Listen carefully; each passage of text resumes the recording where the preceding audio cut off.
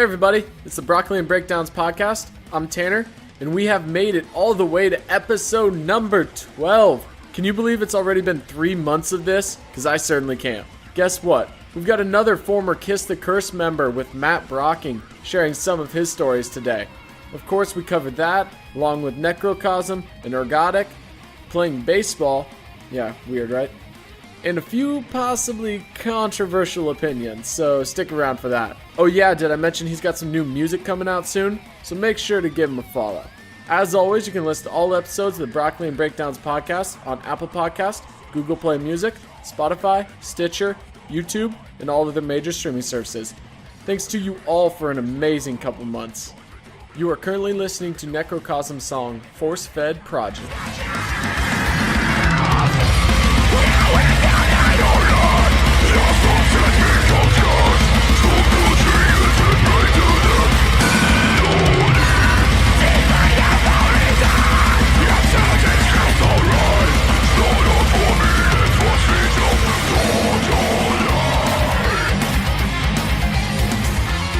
Sink into the couch. I'm just gonna tell you that. Oh, there's a good couch. I would fall asleep on this thing too, damn. See? It's a couch. Well, like the reason to find one. So it was four of them, right? Yeah. The basis wasn't. Yeah. By the end of it, it was Paul. Is it Paulina? Yeah, I can't remember if it's Paula or Paulina, but yeah. And then Savannah. Yeah. We're just like sprawled out on the couch. I was like, okay, whatever. How long was that podcast? I can't remember how long it was.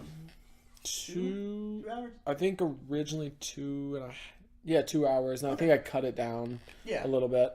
That's pretty cool. Everyone's talking mad shit, so. Yeah. What? No. I was like, oh shit, that's awesome. I know. See, I want people to talk shit. Yeah, I can talk some shit today. Make some fun. Make some fun podcasts. Is that why you got fucking Michael Stevenson on this thing? Yeah. He had a lot to say. Yeah, it was great. Give that guy a platform. It was great. It was good. Yeah, that was funny. I was waiting for them to come out. I was like, I need to hear what he has to say. Mm-hmm. Then you got Sean, who's just like, dude, so. Sean is so nice. Dude, and he's just like, man, you probably shouldn't say that. It's like, we're never playing again. It's like, hey, man, by the way, book our show, like our band. So how's the search for your project been going? I haven't really been trying, to be honest. So what I've been really doing is I wrote a 5-song EP.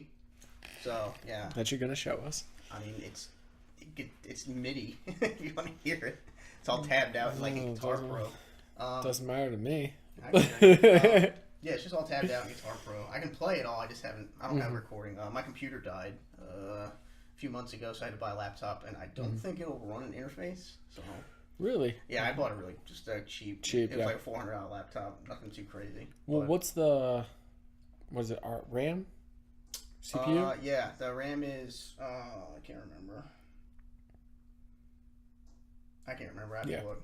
But what interface are you using? I had a Line 6 UX2 I got from the old guitar player from Necrocosm. He gave it to me. Okay, yeah. And I used to record into Reaper just to get ideas out. Reaper's great. Yeah, it just worked. And I'm not an audio engineer. I can't do that crap. It's just too tedious. And it's just like, I just want to, I don't know. I think for like ease, Reaper's like the easiest. Well, it's great. It's free. And, you know, if you're not needing to do anything like ultra crazy, then you don't need to do it. But for me, it's just way easier to just tab stuff out in Guitar Pro. That's how I write anyway. Okay. Like, I'll come up with an idea. I'll hum an idea in my phone. Like, at work, I'll hear like a riff in my head. I'll hum it, and then I'll get home, and I'll try to figure out how to play it. So. Do you write it all on bass then? Or do I got guitar. You write guitar too? I can't play guitar, but like I just I'll like come up with. I bet you can play. No, I can't. Really? I legitimately cannot. Strings are way too close together. I've been playing bass for 14 years, and like I've never played guitar. So like I pick it up, I'm just like, oh god, I can't do this. Because I think Turner was talking with you one time, and he's like, dude, you're a guitarist, right? You're like, no, I never wanted to play guitar. I never ever wanted to play guitar. All my heroes are guitar players, though. but I've never wanted to play guitar. I don't know why. Why bass? So, I can tell you that story. So, let's see. I was 16 when I first started playing music, and my cousin plays music, and he was like super sick of guitar. Like, he was like, I remember he showed me like, oh look, I can play like Eruption, and I was like, that's the craziest thing I've ever seen in my life. Mm-hmm. So he said, he was like, I got tons of cousins. I have like 30 something first cousins. So he was like, we should get like a family band together, because that always works. Yeah. Can't imagine that it's going bad. Yeah. So, his brother already played drums, and he was pretty good. He played in like a hardcore band up in New York, and yeah, it's pretty sweet. It's pretty cool. And then I was living with my other cousin at the time. He was like, "Oh, I'll play guitar too." So I was like, "All right, I guess I'll play whatever bass is." I don't know what it is. Like I didn't really get into music until I started playing music. Mm-hmm. I just listened to like radio music and all that. I was never into like metal or anything like that. But so yeah, I got a bass for my 16th birthday, and I was like, sweet, 4 strings, no chords, fucking easy, man. Let's do it. And then it was not. Open 1 3, open 1 3. You're like, I'm gonna learn how to play like Scarified by Paul Gilbert. You look it up and you're like, oh my god, I can't fucking play this. I'm not gonna play this. So but yeah, so that's how I started playing bass, and then. I mean, funny enough, I'm like the only one that still plays music now. My one cousin does, but he doesn't really do anything like. I don't think he's ever been in a band, or anything like that. But I'm the only one in my family that still actually like actively plays every day and tries to get better and all that. Yeah. Are you from North Carolina? Nope, I'm from New York, from Long Island. Yeah, I saw the tattoo and I was like, I know you're not from. Yeah, I got my New York arm and my North Carolina arm. Yankee fan. Yeah, man. Jeez. To be fair, like I'm not a huge baseball fan. Okay. I have like. You just have to. Well, I have it because I played baseball for like 8 years. Yeah, when I was younger, and then I got hit, and it like completely ruined my ability to want to play baseball. Okay. Like I got hit, and then the next season I literally I don't think I hit a single. I don't think I ever connected the ball ever again. I just couldn't do it. Like I got destroyed. What'd you play? I played first base. Okay. So, and but I got hit when it wasn't even like a game. We were like playing in my backyard. I used to have like the neighborhood kids come. Mm-hmm. There was like older kids, and I was pitching to him, and he line drived it like directly into my leg, and that was it. That was the last time I ever played baseball.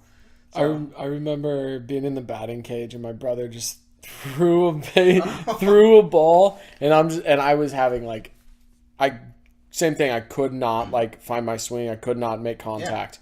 Yeah. Because it's all mental. All mental. You can't pull the trigger and swing it. And I'm just like sitting, and I was the kid who's my dad also put me in the box until I jumped out of the way one time when I was like 8 years old. He put me back in the box and said, "Do not move," and then beamed me. Yep. And then beamed me again. Oh, no. He's like, "You still ready to swing?" I'm like, "All right, let's go." Well, my brother threw one and hit me in the temple, and I'm just like here, and I was like. Yeah, in the nope, in the batting cage. Stupid, but I was so mad. I was so mad about not being able to find my swing. And I was just like, bam, and I was like, ow. I was like, let's go. He's like, no, we're done. See, I never got over that hump. I mean, I'm probably okay now. That was 20 years ago, but I think I'm okay now. But I wish I would have kept it going. I loved playing baseball. I loved it, but.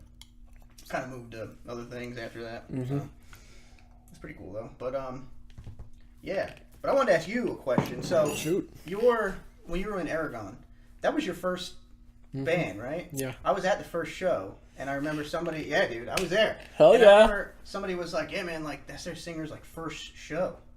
And I was like, I'd never performed. Ever? Oh my god! I'd played baseball. That's the performance that I'd done. That's interesting. I never thought of that. I guess I could say the same thing about that, but I've never well, I was I pitched in college. Oh, nice. That's awesome. Yeah. Well, I sucked. I didn't actually pitch. I didn't play. Okay. I was on the team in college. Okay. But when in high school, I was like the relief closer pitcher. Yeah. So I would come in and still got to perform in front of people. Yeah, there's still people there. That's the thing that there's a correlation that I love about baseball specifically and like so many other things. Okay. Because like baseball is such a mental game of when it comes to performance. Oh yeah. You have to like. You have to be on your game. Pitching specifically, like, because there's no one else. Yeah. It's you have a field, you have 7 guys behind you, but you have to throw the ball into this little box 60 feet 6 inches away from you. Yeah. and I would come in and I would just we're playing this one team. Yeah. I hit 3 guys in a row and then struck out 3 guys in a row because it's like out of control. I had no control, but when like bases loaded, pressure's on, and like it's a close game, like you have to throw strikes. That's when I would throw strikes. And I always correlated because Mama Potts before the first show, she's like, Tanner, how you gonna do? And I'm like, I'm gonna be fine. I was like, there's great, literally oh, fucking amazing. Yeah. But like there was no worry about it because I knew when I went up there, I was like, I will perform. I love having everyone look at me. So everyone give me hugs at shows. Oh my God. But yeah, that was my first show. So how long were you singing before that? Like forever, or just you were just like, you guys need a singer? Maybe I can try. I was never a singer. I'm gonna say I'm trying to learn to sing now. Yeah. But I started screaming. Oh, I remember. I went to Warped Tour 2011. 2011. Wow. 2011 Warped Tour was my first concert. Okay, that's pretty cool. So I was going in. Way better than mine. Wait for it. So I'm going into my senior year of high school. Yeah. It was A Day to Remember. Yep. August Burns Red. Attack. Asking Alexandria. Oh my God. All the big A bands. Who Abandon All Ships. I remember because they played Take One Last Breath, and I was like, all right. My brother tried to swear, saying that they weren't using auto-tune. I'm like, the dude's voice can't do that. That's not normal. It was like... They were using it live? Yeah. Wow. Yeah, they're doing... Yeah. But it was amazing. Okay. And that was in August. Yeah. And then the next concert was... It was a rock concert. Rock metal concert that they had. Okay. In... back in... Iowa. Oh, okay, cool. But it was Escape the Fate was my favorite band at the time. Nice. So there's a song This War Is Ours that me and my brother would do dual vocals on. Okay. So because you were like, let's just do it. He showed me this song and I was like, oh, I love this song. Yeah. And then we quickly found out like I can do one scream, he can do the other. Oh. And we just like worked really well together. That's awesome. It's cool to be able to jam. You have somebody to jam with, kind of do that stuff. That's awesome.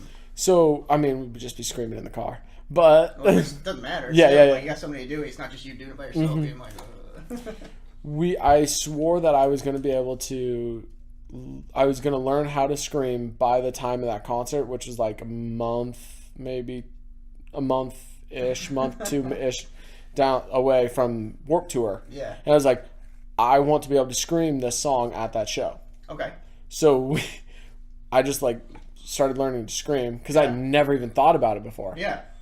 Started learning how to scream. We're at the show and it's me and my brother. We're in the pits. They're Escape the Fate's on stage. There's a circle around us. We're doing back and forth vocals along with them. And they're like bassist or guitarist or someone points us. I was like, fuck yeah. He's like, because like everyone around was like turning, watching us for no reason. That's awesome. Wow. So 2011, 2012.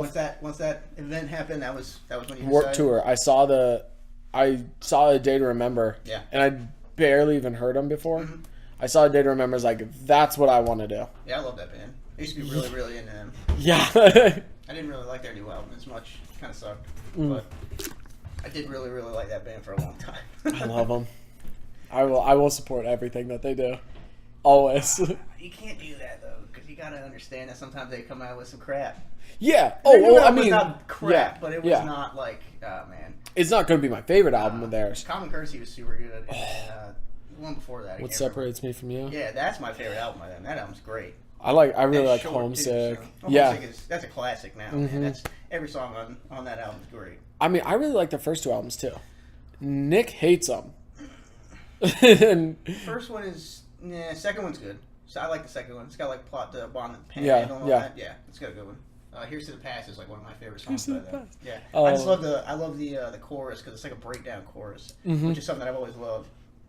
I've said I wanted to write a breakdown chorus. Yeah, the best one is. Are you a big fan of Chimera?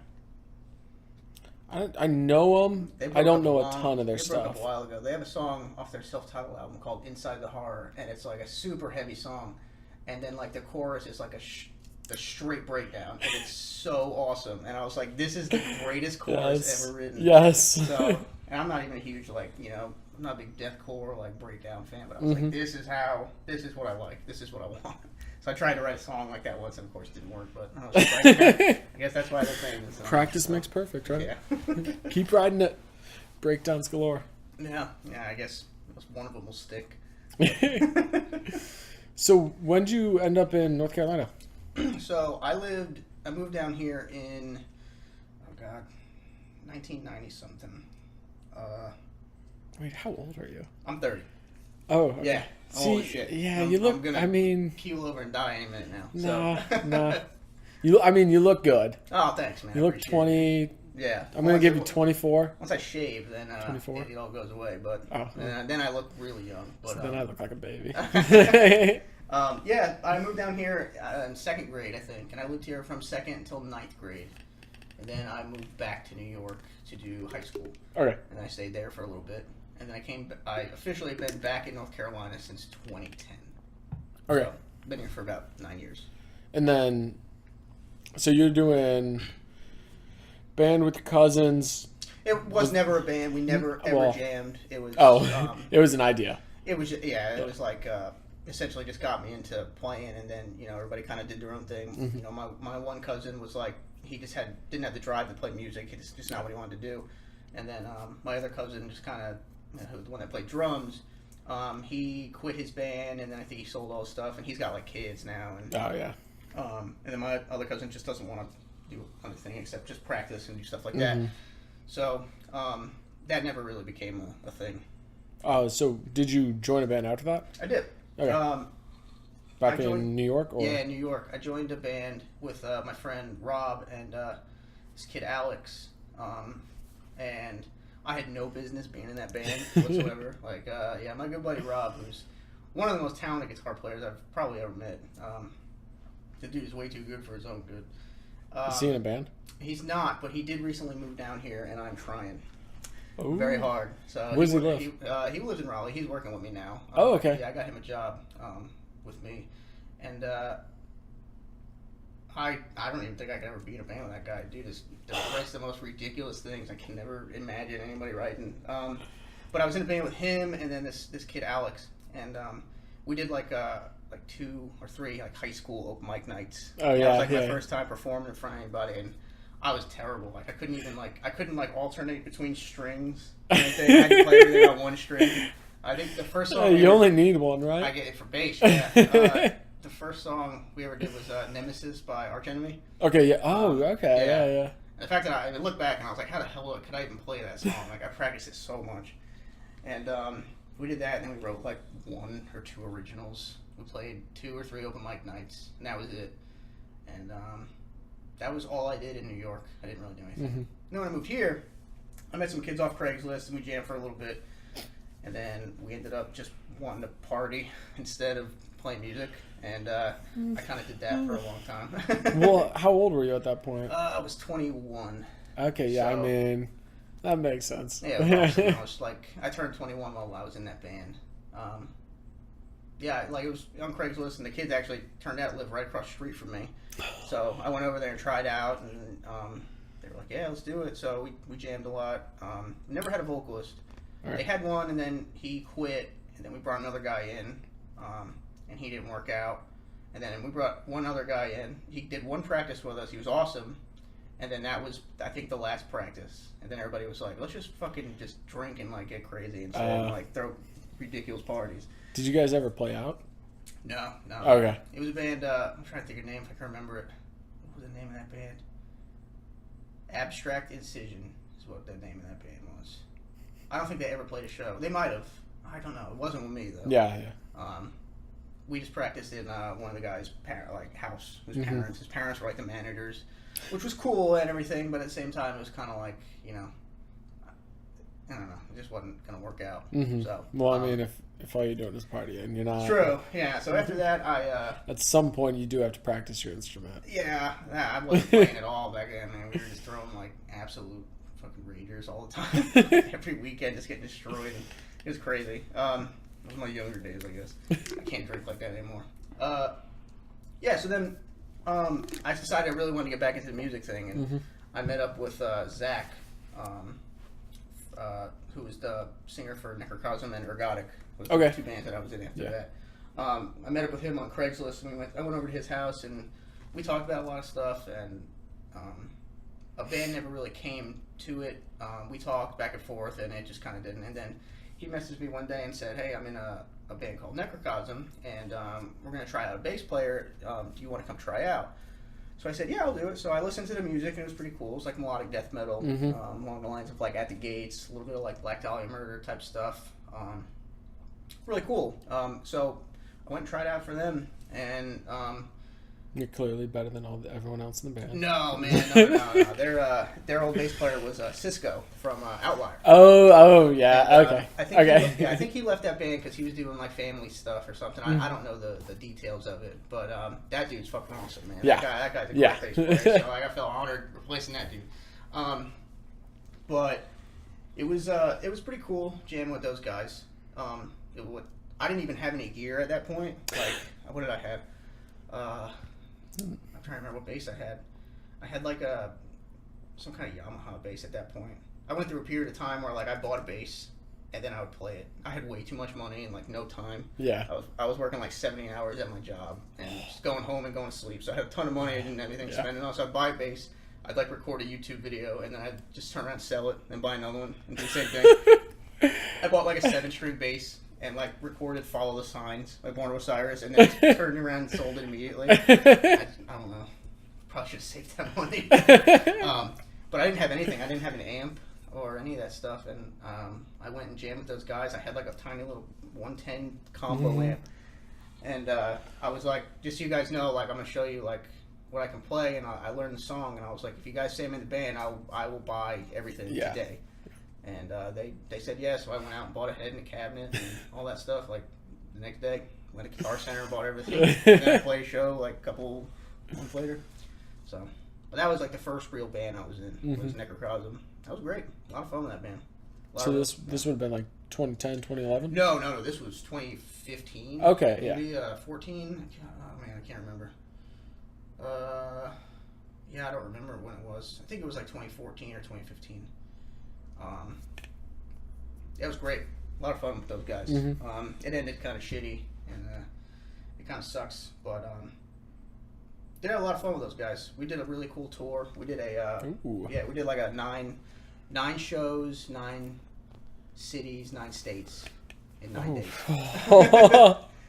How were you feeling at the end? It was fun. And I was ready to go home. Yeah. It was fun. I did not drive, which is great. We rented a van. Yeah. We actually did really well. If we didn't rent that van for 9 days, we would have went positive by a good amount. The only reason we went negative at all on that tour was because we rented the van. And even then, I think we only lost like $100. And I was like, well, shit, I'll pay $100 That's 100%, for a 9-day vacation. Like, yeah, it sold a ton of merch. Playing music and... It was great. Which is funny, though, because all the shows sucked. Like, there was no one at any of those shows. And I don't understand how we did so well, but we did. I wonder, I guess... I don't know, there's a whole thing, like, if you come out, like, where I'm from, if a band ever came out, people will buy their shit. Because, like, no one's coming out to Atlantic, Iowa. Yeah. Oh, well, yeah. I don't even know where that is. No one knows where that is. That's not even where I'm... That's the closest city... That's the closest town with a Walmart. Like, That's 30 minutes away from where I grew up. That's insane. Wow. Yeah, that's good though. I mean, it's nice that people do come out. We played a show in Chicago on Monday. It was a 3-band bill. As we're driving to the show, we get word that one of the bands dropped. So we're like, okay, that's whatever. normal. Not a big deal. Yeah. Whatever. And so we hit up the other band on their Facebook page, and we hit them up, and we don't get any response or anything. So I'm like, all right, I'm gonna find out. Like, I went on and I looked for their bass player, and or somebody on the thing. I looked at their bass player, and I shot her a message. And I was like, hey, we're running a little late. Just want to make sure, everybody knows it's okay. We messaged the band page, and she was like, oh, yeah, like, our old vocalist, like we kicked him out, and he, like, unadminned everybody and won't change the name of the page and, like, all this crap. So we were like, oh, my God. And wow. we played to that band that night. Yep. Like, we played to that band and the bartender / door person. That's who we played to. And which is crazy because they were the best band probably on that whole show, that whole tour. They were incredible. Their name was Discarnate. I cannot remember. They changed their name to something though. They were super sick and they were really, really nice guys. We went and got like Chicago deep dish pizza. We were like fucking eating it in the van, like getting ready to leave. So good. What was the biggest show you played ever on that tour? Well, on that tour?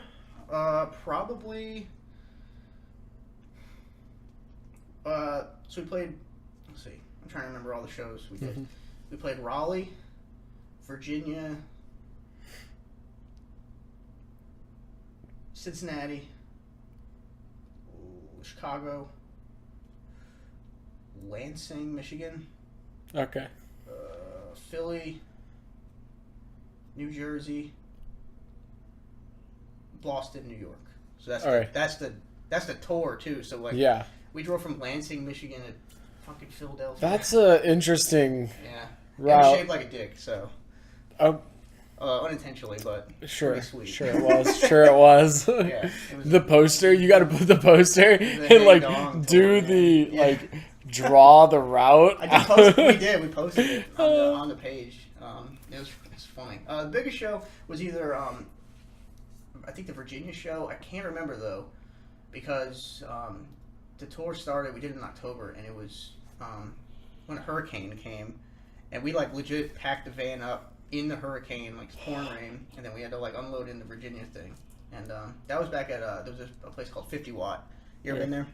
And 25 Watt was the name of it. I've been through Virginia. Yeah. Never been to a show there? No. Oh, man. That place sucked. It was the worst.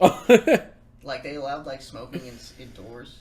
And, like, it was terrible. Like, everybody did it. People hate that, but I love the smell of smoke. Nah, I fucking hate like that, all smoke. So I hate that. It was because like number one, like that's the start of the tour, and like we smell like shit now. Yeah. And, like we have a 10-hour car ride to Cincinnati. This is metal. You smell like shit. Period. Man, not like that. I hated it.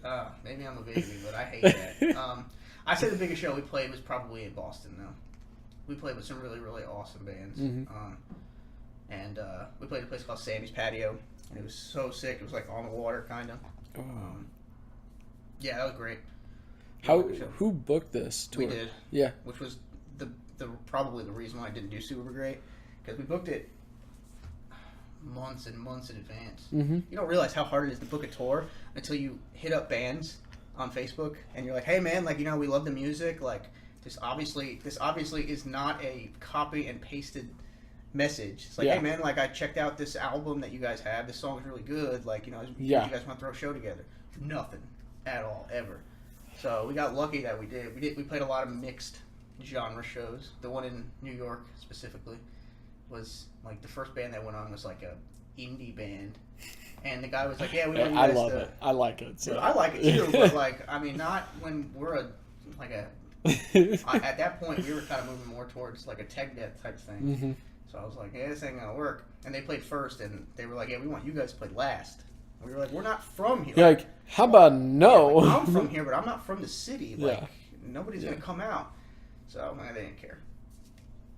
Best part about that was the owner of that place. We played at a place called Gussie's, and the owner, big, super Italian guy, like right out of Sopranos kind of thing. It was so funny. He comes out as we're packing the stuff up, and he's like, I want to make sure you guys, you guys did good. he's like, want to make sure you kids get home safe, and he like pulls in his pocket and he pulls out like a wad of cash, like thousands of dollars, like it was crazy. And he's like, he goes running through it, he like, takes 20 out. He's like, you guys get home safe, and he walks away. And I was just like, damn, like, no. It was just funny. It was like, that's a perfect example. I was like, let's just go home. I'm so tired. Like we had a 10-hour car ride still to get home. Sleeping in the van? Oh yeah. Yeah. They gave me the whole back seat, the whole thing. Ooh. I just sat back there and I just played Smash Bros on my DS and slept. It was awesome. But that was pretty cool. You've never toured or anything then, have you? It's pretty fun, man. I haven't played out of state. At all? Nah. Oh man. We never got. Yeah, I guess so. Yeah. How many shows did you play with Ergodic before you left? Fuck, I don't know. You played a lot, I'm sure. It was. I think we didn't play our first show till October. Mm-hmm. This is like October with Outlier and Gates of Endor. Yep, I was there. Yep. Right, yeah. And then we played another one because we were recording. I might have been at your second show too. It was in December. It was like last minute show we put together. I can't remember what show I went to. I know I was at another one very close to that though. Was it Night? Did Nightmare play with you guys? No, maybe not. No. Something different. I can't remember who was on that bill. I was at a show close to that though. We were recording the EP. Yep. In the fall. Yeah. So we had I don't know if we had just finished it or just started recording around the time of the first show. Okay. I can't remember anymore. It's all a blur. Yeah. It all kind of just goes together at this point. So then at that point we were just practicing and doing all that stuff. We played another show in December, and then at the start of the year we just really started hitting and trying to play. Okay. So did that for a year. Yeah. Played. I couldn't. Ton of shows. A lot. I mean, 15 to 20 probably. It's pretty good. That's more than we ever did play maybe? in a year. Maybe not. That might be a lie. That's a lot of shows. You gotta think. Maybe 10 to 15. Okay. Maybe So I was going to say, that's... I know, well, we were playing at least once a month. Yeah. And then because it got to a point where it got to the summer. Yeah. Because I just I was finishing up school and I was like, I want to play every single week. So that's me, my mindset, because I'll be like, no, let's burn out. Let's play till we burn out. Okay. Stupid. But Yeah. I burn out real quick. But You do burn out real fast when I have it. yeah. So and it was when I graduated, and then all summer throughout the fall. Yeah. Then we didn't slow down again until the start of winter. So we probably played 10 to 15 shows. Okay. And then you left at the Yeah. Okay. Our last show was Toys for Tots. Oh, that's right. Okay. Mm-hmm. All right. That's Through all cool. this time in Nova Mortis. Yeah. Check them out. Yeah. Yeah. Definitely check out all those guys. Mm-hmm. But that's, I want to tour so bad. It's fun. I love it. You gotta do it right. And I learned a lot on that tour. I learned that you gotta not be so serious, and it took me until about the Philly show when I finally broke and was just like, okay, I'm just gonna start having fun now, because I was in a bad mood at some crazy things. We did play Because of the shows or because of? Yeah, it was the shows. I had a great time with all those guys, man. It was so much fun.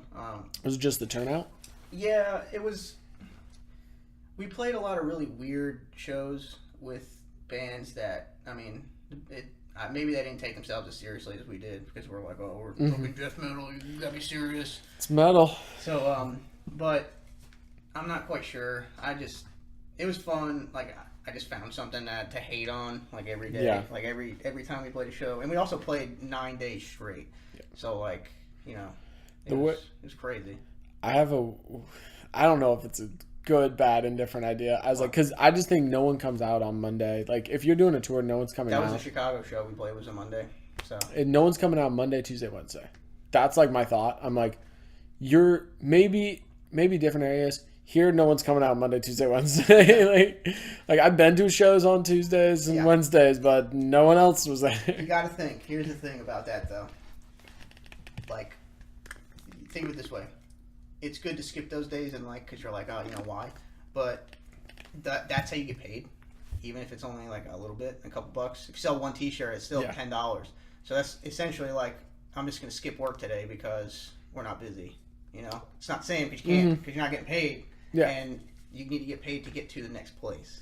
So I have, because this is just me in my mind, and because I know it doesn't work for most people in their lives. Okay. But me and Nick are living out of a van. Okay. In a bit anyway. We actually just were checking out a van to like, it's like a really tall handicap van that we're building out. You're going to live in it? Yeah. Why? Why not? Travel. Okay, yeah. Why not? I don't need a house. So this house is gone in mid-July. Oh, wow. So yeah, we're living out of a van. All right.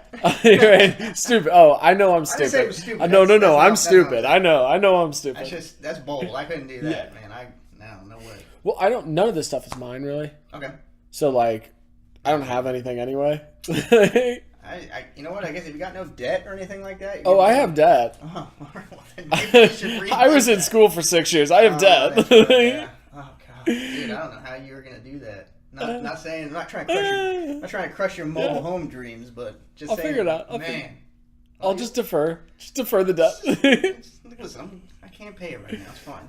Just give me a little bit. Give me some extensions.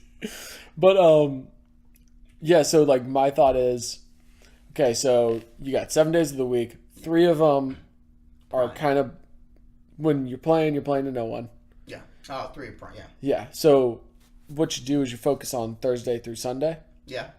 And then Monday, Tuesday, Wednesday, you use as like your side work days where you pick up Craigslist jobs. It extends I know it's stupid. It doesn't work for a normal person's life. Okay. But like, if I'm like, because like I don't have to get back to anything. Yeah. And if you could just like pick up Craigslist jobs along the way, you're still making money. Yeah, you are, but it's stupid. I know it's stupid. It's different. It's just a different. It's something I haven't thought about doing. Yeah. Like, I guess if you're living on the road and that's what you want to do, I guess it could work. You're looking like, this is a dumb idea. I mean, maybe. It doesn't work with a band is the problem. No. I don't think it works because you're not going to have 4 or 5 guys all living that life. Yeah. Like, it works. Like, I think a solo artist could easily do it. Yeah, probably. And you just base your shows those 4 days. Yeah. Then the other days you just pick up. It's tough though because you got to think of when to tour because like it also extends the tour though. It makes the tour longer, which is even harder. But the problem with that is you need way in advance unless you're hitting open mic nights.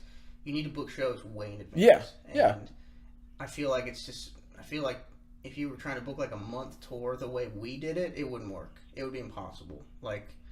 It took so long, and even I've talked to a bunch of my friends too who did it the same way, and they've also said it is so hard to book shows without a booking agent or somebody that really knows what they're doing. Because what you can do is call venues. Hey, do you guys have any shows that we can jump on?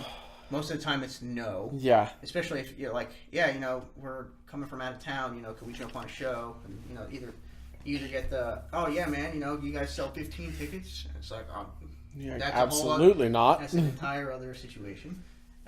Or you go through like the bands and 99% of them don't hit you back, and then the ones that do are like, oh yeah, sorry man, we haven't played a show in 2 years. So that's like, what am I gonna do? Like, how do you do this? So I think because I thought of booking those shows. Like, I mean, it can be tough enough to book shows like in the regional area. Like, it can be tough enough to get into a new city, like, or just trying to hop across the border into like South Carolina or Virginia. That can be tough enough. Like trying to go to Minnesota. Yeah. You're like, fuck no, no one's taking you. Yeah. No. Like, where are you from? Who are you? Like, okay. Don't worry. Now it does help if you have like an album and like a professionally recorded, like not like a demo, but like a professionally recorded album and stuff like that, because I've always thought of tours as, especially first tours, as a way of like, you need to introduce yourself. You need something to put in their hands. And if you're not playing to the crowd because there's no crowd there. You got to play to that owner, and you make sure that guy goes, holy crap, this band's really good. If they come back again, I'll make sure I put them on another bill, a good one. Yeah. So I feel like that's what you need to aim for. And if you go to a show and it's got a great crowd, that's awesome. Like you're still doing that. If that guy sees money coming in, it's gonna be great. But you really, really need to play to those promoters and try to like give back, because it doesn't matter about your first time being somewhere. It's about your second time, your third time. Yeah, we've been here. We were here last year on tour and it was great. Did you guys ever think about going through a booking agent? Yeah, we tried. I think we were going to. Things didn't come back. We spent a good amount of money on Necrocosm. Spent a good amount of money on a PR, but we kind of did it wrong. And in that band, nobody knew what we were doing as far as that kind of stuff. And I mean that in the best way. Nobody really, I certainly didn't know. And we were shopping around trying to like find labels and find booking agencies and promotions. So we made the mistake of just getting antsy and saying, all right, we're just going to release the album.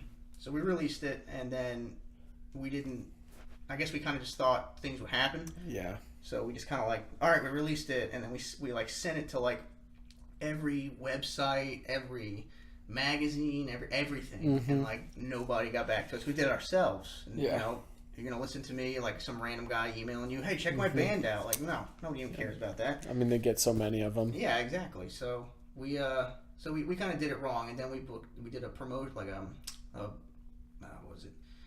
We did I can't remember the name, Clawhammer PR.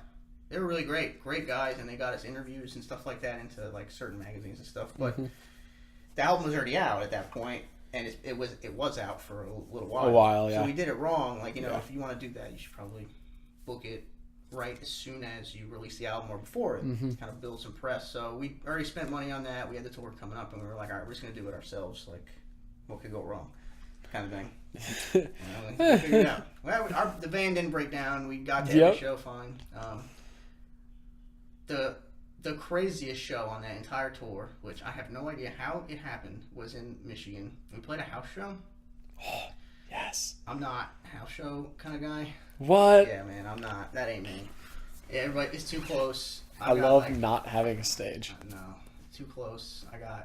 I'm playing like something that I made. It's very important to me, and I have people running into me, and I'm just like, please stop. So, like, if I had, like, a really shitty, like, bass that I didn't care about, like, I'd probably have more fun, but I'm just like, oh, God, please don't break anything. So, oh, yeah. So, but we played that house show, man, and I can't even begin to explain to you how insane it was. It was a house. We got there, zero furniture in the whole house. I don't know who owned it. It was in, like, a neighborhood, like, in the middle of a neighborhood. And, a bunch of bands played, and it was so loud that I had to go outside across the road to use my phone, because I literally couldn't hear anybody. And there was like, was it packed? Oh yeah, you couldn't even get in the house. It was huge. There was people outside. Like there was like a group of like 20 people like in one giant circle playing hacky sack. And I was just like, this is crazy. Sounds like the best show on the tour. It was. In a way. It was so much fun. We made a lot of money that day too.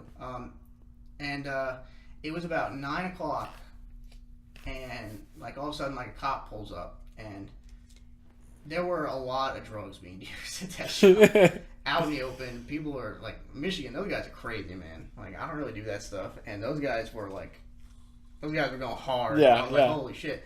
So like the cop showed up, and like I'm freaking out because I'm like, everybody's like something bad's gonna happen, like it's gonna be shitty, like, and he comes up, he knocks on the door, which is hilarious because barely a fucking door there anyway. So like a guy opens it, and like everybody's standing there, and he's just like, hey, do you guys know curfew's 11?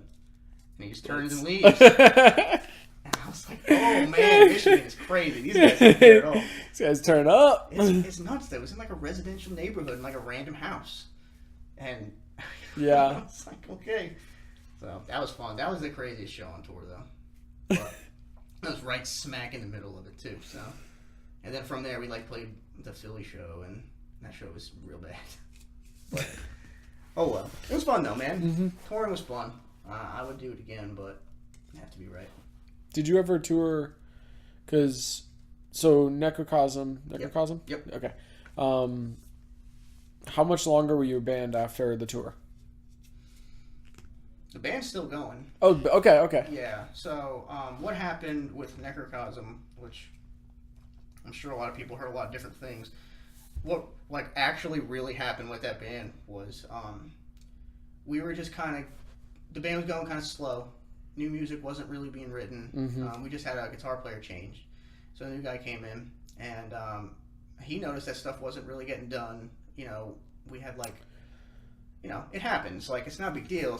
So he started writing music for it, and the music was a lot more technically demanding, and everybody could play the music. It wasn't a problem. It was just, I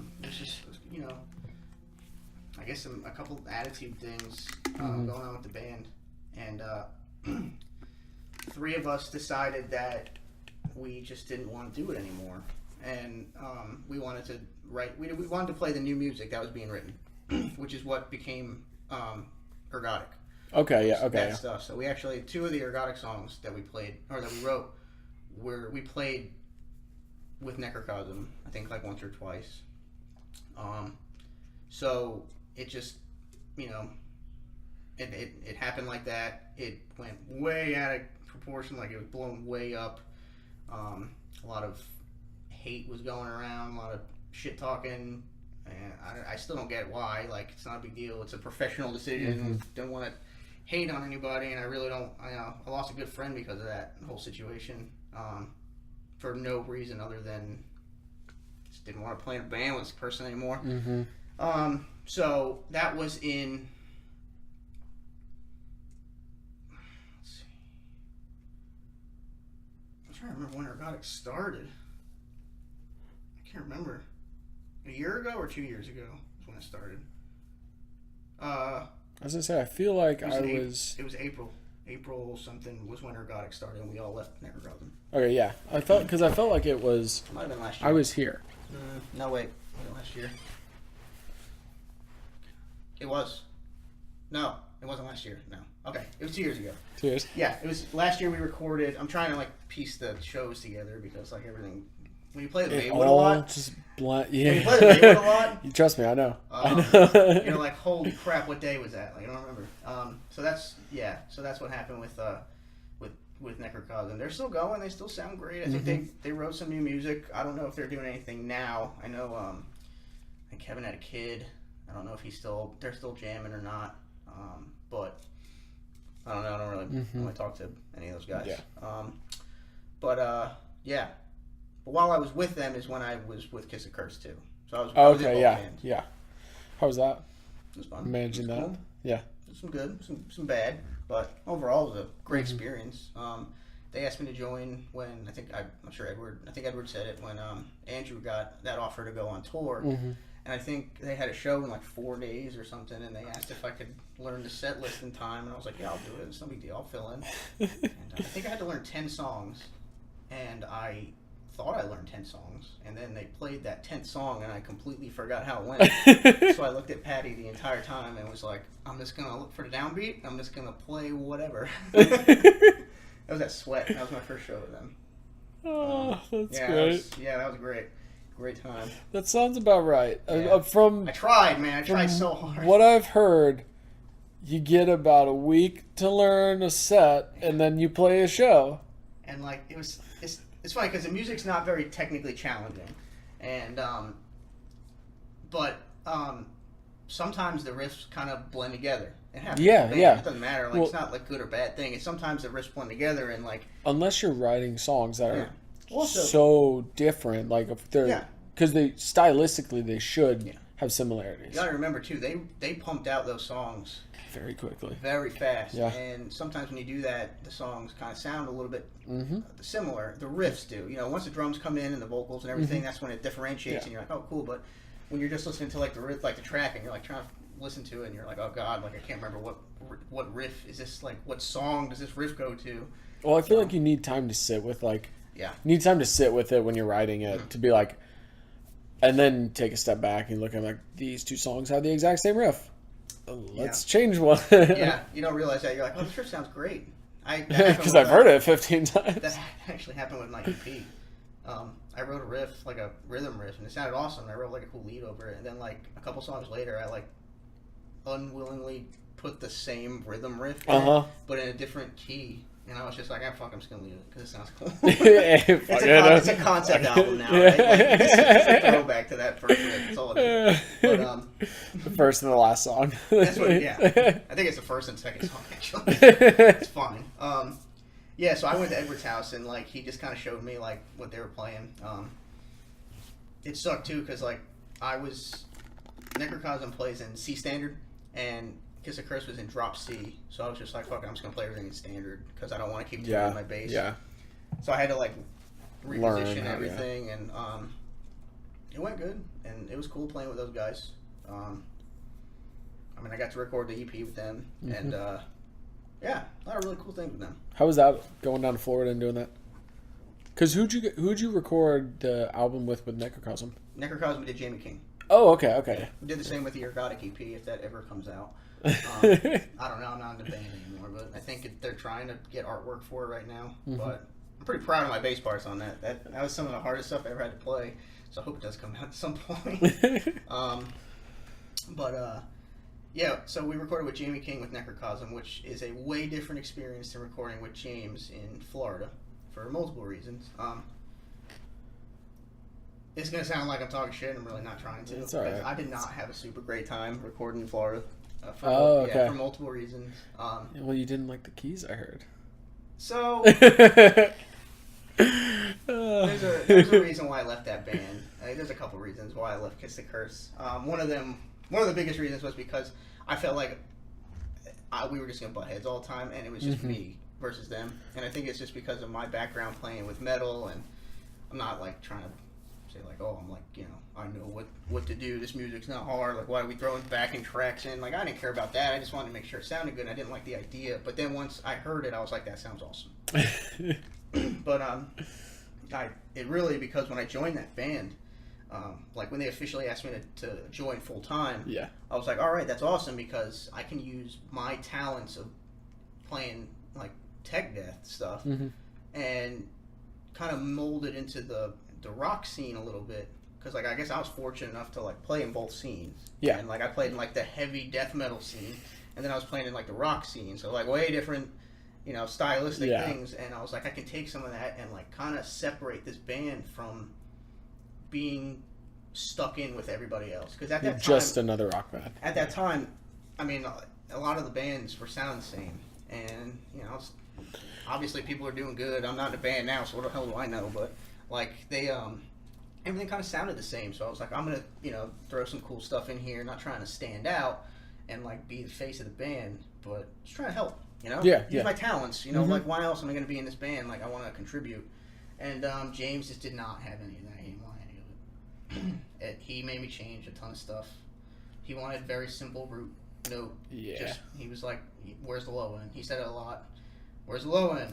If you're up here doing something, where's your low end? I was like, oh no, man, does it need to have low end? Like, there's guitar playing, like, low parts, it's fine. I wrote, like, a super awesome solo, and it got scrapped without him even hearing it. He heard the pre-pro track of it, and it was just like, that's not going in. I spent a long time on that damn thing, and so that kind of sucked. And then that's when I realized, too, that, like, the rest of the guys in that band wanted to take the band in a certain direction that I just didn't want to go in. Because I don't care. Those guys, I feel like, were in that band to, like, make it. And, like, they wanted, like, 100%, they wanted to be on the radio and they wanted to be touring full-time and everything. And, like, I don't give a shit about that. Okay. I've never cared about, I don't care about being famous or any of that stuff. I just want to be really good and, like, play stuff that, like, I could not play, like, the day before. Like, that's all I care about is just writing cool stuff. And, like, now it's, I guess, a little different. It'd be cool, like, just have music out there that I've played on. But I just never cared. So once I saw that, I think I quit like the day I left, like the day after I left that recording. Like when we got back, I kind of explained to them. I was like, I'll stay in the band as long as you need until you find somebody, but I'm out of here. I can't do it anymore. And also, I was in two bands, and it was Kiss the Curse, man. Those dudes fucking played way too many damn shows. They were playing like it's not like playing 3 shows a week. They were 2-3 shows a week, and they were always never in Raleigh. Yeah. It was like, so we're playing Fayetteville on Saturday, and then Sunday we're going to play Wilmington. It's like, I need to work at like 6 a.m. on Monday. Like, well, you got to get to You got to get to Wade's. Was it Wade's? Yeah. Wade's at 5:30. 5:30. And head to work at 6. Terrible. But yeah, those guys just wanted to play a whole lot, and I couldn't do it, and I had to pick between a band because you can't be in 2 bands. It's so hard, especially if you're in a band like that. If you're in a band I think, because Nick and I were having this conversation last night where I was like, I could do 2 bands, but only one of them I could take seriously. Yeah, I was talking to my friend James the other day about that, saying like, you can be in as many bands as you want as long as you have a band that takes priority. Yep. And everybody is okay with that. Everybody knows. Mm-hmm. So, like, listen, guys, like, I'm in conflicting this band. dates. I'm choosing this one. This is the show. Like, this is the band that's gonna that I want to do. I'll be in this band and jam and play some local shows, no problem. But like, I can't tour with this band. Yeah. Like, that's not what it's about. So. It sounds like that's Necrocosm was your band. That was the band that you were. Yeah. Well, yes and no. It wasn't really about that. What it was really was I realized that I could not help Kiss Curse anymore. Mm-hmm. Like, they could do way better than me. It was a different constantly. style. Yeah, if I stayed in that band, like I would have just held them back, and it would have made things uncomfortable. Just because I would have been like, why can't I write this part here? It sounds really cool. It's not and, it's different. And, it's like whatever. And everyone's like, well, doesn't fit what we're trying to do. Well, that's why when Jeremy joined, I was so happy because that dude's a perfect fit for that band because he does stuff that's different. Yeah. But he also doesn't do anything ultra out of the box crazy like I was trying to do. So that's why when he joined, I was just like, hell yeah. He came over and I was showing him all the songs. And I was just like, you're fine, dude. Yeah, he was like, you got it. Don't worry. You're going to be okay. I showed him there's a couple there's one hard part in that song, Useless, where it's Edward does the, he's sweeping that arpeggio and it sounds really cool. And I remember I was just like, dude, I'm going to play that with you. And he was just like, okay. And then I went and learned it and I did it. It's so hard, especially because it's I'm in the wrong tuning. So I have to play it and then transpose everything I'm doing, so the shape doesn't work very well. So I was 2-hand tapping it, and it was this is impossible. So I told Jeremy, I was like, don't even worry about learning that, dude. I said it's stupid, and I regret writing it. And then 3 shows later, he played it, and I was like, that's awesome. I was like, holy crap, that's he plays it way better than I ever did. So the tapping stuff you do on bass. Yeah. I'm like, fuck, bro. Yeah, that's from Rob. Really, it's from him. Just I didn't know any bass players growing up. It's been New York. I didn't know any other bass players, so I just learned guitar stuff. He would show me a tapping lick, and I was like, I want to learn how to play that. So I would do it, and I just practice it for hours and hours and hours. And I didn't even know music theory, so I was just I didn't know what I was doing. I was just all right, it sounds cool. So did you ever learn? I did recently, last year. Really, I didn't know anything. And then I hit it really, really hard, and then you kind of get to this point where you don't really know. You kind of get it, but you don't, and then you hit a breakthrough, and everything makes sense, and you're like, oh my god, I get it now. I didn't really know scales at all. I just played what sounded right. I had an ear for if something didn't sound right, I could be like, hold on, that's wrong. I didn't know why it was wrong, or I didn't know if I was playing I couldn't harmonize with anybody or anything because I was I don't know what to do, what that is. I don't know what a harmony is. Yeah, I was I don't know what key you're in. I don't know.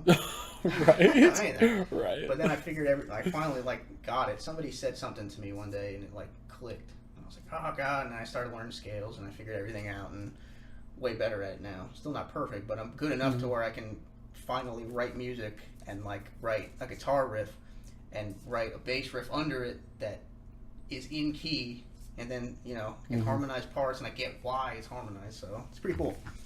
Oh yeah. Yeah, man, it's nice. It's cool once you finally freaking learn that stupid stuff. And then me and Jeremy learned it pretty much at the same time, because I would figure something out and I'd tell him about it, and then he would figure something out and then tell me about it, and then we were finally getting it at the same time, and I was like, this is great.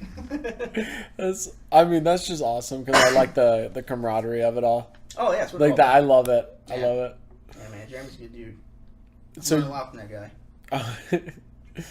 No matter what he says, so. No matter what he says? Yeah. He says he learned it all from you. Yeah, so. I'm sure he did. So, Necrocosm ended, you left in 2017. I believe it was 2017. Yeah. Started Ergodic. Yep. 3 members. Just found 2 more guys to play, or yeah. Did you have guys in mind? Or? Yeah, we had got Adam, the drummer from Necrocosm, said he would help us out for a little bit in Ergodic, and he did. And then the music got like real crazy, and stuff started getting like really fast, and like we started writing shit in like 250 BPM, and like stuff was getting like real hard. And Adam just was like, I don't have the stamina to do it anymore, and he really didn't want to do it anyway. I think he did it just to help. Mm-hmm. So we started looking for drummers and stuff, and we found Matt, who we call Murder, because the dude's insane. He's playing with False Prophet now as well, and just a crushing drummer, man. Like, oh my god, the dude's insane, so good. And we got him, and then finding a guitar player was very hard. We had Don from Warnock come in and help us out for our first show, and then finally, I think Joel and Zach went and talked to Josh Delvendo from Septicemic. Okay. And he joined, and then that was it. I mean, that dude's crazy too, man. Oh my god, everybody in that band was so good. It's like, what is happening? But that was a fun band to be in too. It was cool. It's just sometimes you realize that things aren't really working out, and you don't want to do it anymore. You don't want to put up with stuff. The worst part about that band was we practiced in Greensboro, because that's where Matt lived. That's a drive. For every practice, yeah. Yeah, it sucked, and we were practicing once a week. But then sometimes things would happen, and then you get canceled, and you're like, well, there's my whole day. Like, I planned to do that, and, like, you know, when you got a girlfriend and stuff, it's like she's going out for the whole day, and then all of a sudden you're like, oh, well, band practice got canceled, like, last minute as I'm leaving. You're calling her, like, hey, babe. Yeah, like, hey, like, I'm coming home, and it's, oh, what the fuck? So, like... Or you're on the drive there, yeah, and then they cancel. And I feel bad, because, like, you know, like, obviously I want to spend some time with people like that, yeah. But it sucks when that kind of stuff happens, and... I told those guys I could not do it anymore. I couldn't do the drive. It was killing me. Because you got to think, I would go and pick up Joel, because Joel's car was messed up at that point, and his wife was needing their car. So I had to go pick him up. Yeah. Then I would have to go pick Josh up because he doesn't have a car. So that's already like almost an hour of driving. Then an hour of Greensboro. Then we practiced for maybe an hour. And then an hour back, and then an hour dropping everybody off. So that's 5 hours out of my day, and 1 hour of it is... I'd be like, no, we're practicing for 8 hours. Well, you gotta think, man, like, because Matt's older. Matt's like 40. Yeah. And he's got like a kid, and like, he's got stuff going on. He's got his job, and like everybody's got their own jobs and stuff. So like, we did split up the driving a lot. You know, Zach helped a lot. But sometimes Zach, you know, had to call out practice, and it's no big deal. It happens, no big deal. But then it's like, oh god, I got fucking like, it's like, oh, we got to be at practice at 2:00. All right, great. So I have to leave my house at like noon to go get everybody, and then I'm not home until what, 5:00, 6 o'clock at night. It sucks, man. It's the whole day. So I told them that I really, really couldn't do it anymore, and it just didn't seem like it was ever going to change. So I just was like, I can't do it. I gotta leave. And then that was it. That was pretty much it for that band. They're still doing stuff though. I think they got a new bass player. I think dude's been posting videos of him playing songs. I imagine. I hope you're playing my riff, so I hope you're. He's playing it right. It sounds good. So I guess they're still doing stuff. But yeah, I don't know. I'm just focusing on my things right now. Which is. I got a 5-song EP that I'm trying to record. In reality, it's about saving money right now. Yeah. Wait, you said you guys recorded with Ergodic? Yeah, we did. Where'd you go through? As far as what? Like who we recorded with? Jamie King. Oh, you went back there. Yeah, he's awesome. Yeah, He's real fast. He's affordable too, which is great. The only bad thing about Jamie King is his availability. Obviously, you know, he's booked like out, he's like 6 months booked in advance, and like. Which is fine. It's not a big deal. I mean, if you got to be upset about anything, I'd rather it be a wait list than like, oh man, its quality's not good. And then I think they get a little more time to get a little more money put together. Yeah. And then I think Ergodic got their EP mastered by the dude that does Obscura. I can't remember. I have it though, and it sounds fucking awesome. Okay. So it's super sick. I wish I could show it to you, but they would probably kill me. So especially since I'm not even in the band anymore, I'm just like leaking the album. Yeah. It's awesome. Edward showed me the entire Reason to Find album before it came out. Sure, he actually showed me last time. He didn't say anything. Edward's like just showed me a bunch of stuff. He's like, he sent me something the other day, and he's like, "What do you think of this?" And I was like, "Sounds awesome. Let me record bass on it." And he's like, "Oh well, Jeremy's recording it." You're like, no, he's not. He's done. I constantly like pester Edward. I'm like, let me record for you. He's just like, all right. So maybe one day I can work with him again. I love working with Edward. Yeah. That dude's so awesome, man. One of the easiest dudes to work with. His hair. Yeah, his hair. Every time I talk about Edward, I have to talk about his hair. His hair. Oh my god. So new EP. Yeah. Looking to fill out spots, or as far as band wise, or live, or like recording. Both, either, neither. Recording, I've got some guys in mind. For a full band, I was talking with James about this the other day. James plays drums in Animorph. And I was talking with him about this the other day. I just don't know. I don't know how well the music that I'm writing is going to translate into live, because it's proggy. Is this the project that you were looking to start up? So I posted that because I wanted to. I didn't think that this music. I didn't think anybody would want to play it with me, because a lot of it is bass leads. It's not all bass leads, but like a lot of it is like it's an instrumental prog band with a bass heavy focus, and because that's just the music I've always wanted to write. Mm-hmm. Like the fact that there's not many instrumental bands in Raleigh like kills me. I'm sure there are more, but I really only know of two, which is Animorph and Echo Nest. I've seen some instrumental sets. Yeah. But that's just because the vocalist isn't there. It's not the same. Or they recently kicked him out or something. Yeah, I've seen that too, and it's not the same. And so I was like, I really want to start one because like I'd love to play shows with those guys. I know, using Echo Nest, I filled in for a show with them at the end of November. And I played like a set with them, and it was awesome. It was great. It was very eye-opening because it was like, this is what I want to do. Like, It was sick. And they were like a 3-piece. And I was like, I want to do a 3-piece. But I just don't know of anybody. I guess I really haven't asked. But a lot of the guitars is just rhythm guitars. They're not really crazy hard, but they're not boring. Like, they're definitely like groovy and like, they got some cool stuff to them. Something you can dance to. Yeah, you gotta have that, right? That's all I do. So, literally, that's all I'm doing. Yeah, so like I'll write all the rhythms on bass, and then I'll like put them to I'll put to guitar. So like if I figure out a rhythm, I'll learn it on bass, and then I'll be like, okay, and then instead of single notes, I'll turn it to chords and stuff like that. But yeah, I'd love to be able to play that stuff live. I just gotta find somebody to work with. Have you reached out to anyone? Some people, yeah. Okay. But yeah, I don't know. I really don't know what I'm going to do with it. Yeah. Right now, it's about recording because like I want to hear what it sounds like before I try to put a band together. So we'll see. I'm hoping for July. That's the goal. And I just started like writing a new song like yesterday, the day before.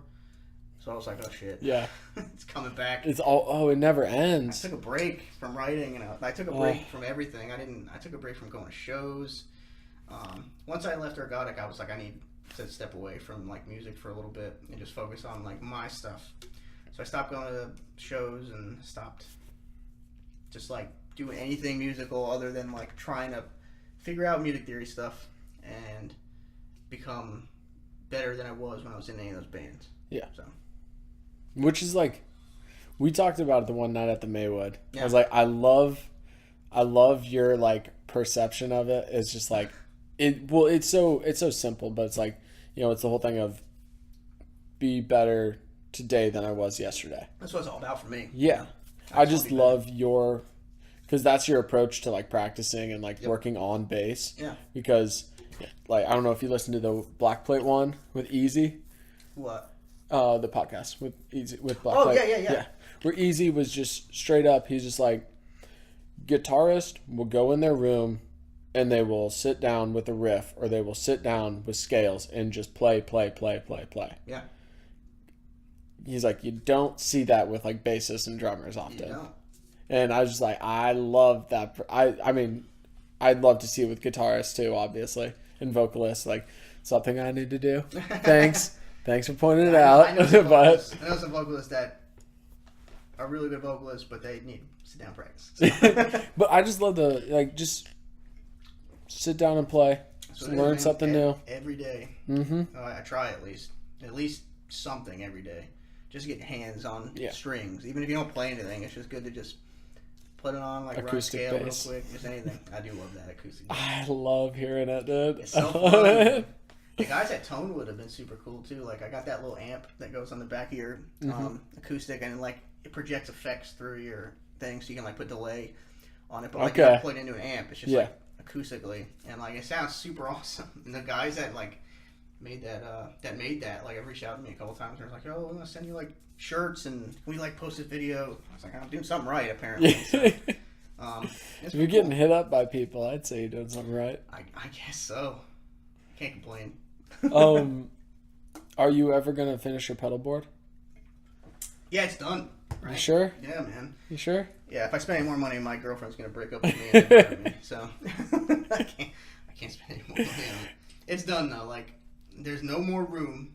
There's no more plugs. Well, that's why you gotta pull one out and then put it. No, don't say that. I think what was it? I told Edward and them that. I posted something. They were like, "Oh, it sounds like you need to get a bigger pedal board." No. Yeah, it's done. It's done. I have way more pedals than any bass player should ever have, but it sounds good. Fuck it. Sounds good, man. Fuck it. It sounds good. I watched an interview with Steve Vai once, and he said something where I was like, "It's hard to settle when you know what you want, you know what you like." And I was like, "Damn, I should have never listened to that." Yeah, it's true, because like I found a sound that I really liked, and then I kept trying to change stuff, and then I was like, I don't like it anymore. So,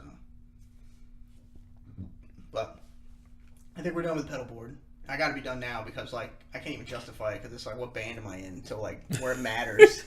It's like, oh man, like yeah, I got all these cool pedals and stuff, and it's like, yeah, well, who's hearing it? Yeah, my phone on Facebook. It's great. Facebook is hearing it. Facebook. That's it. Who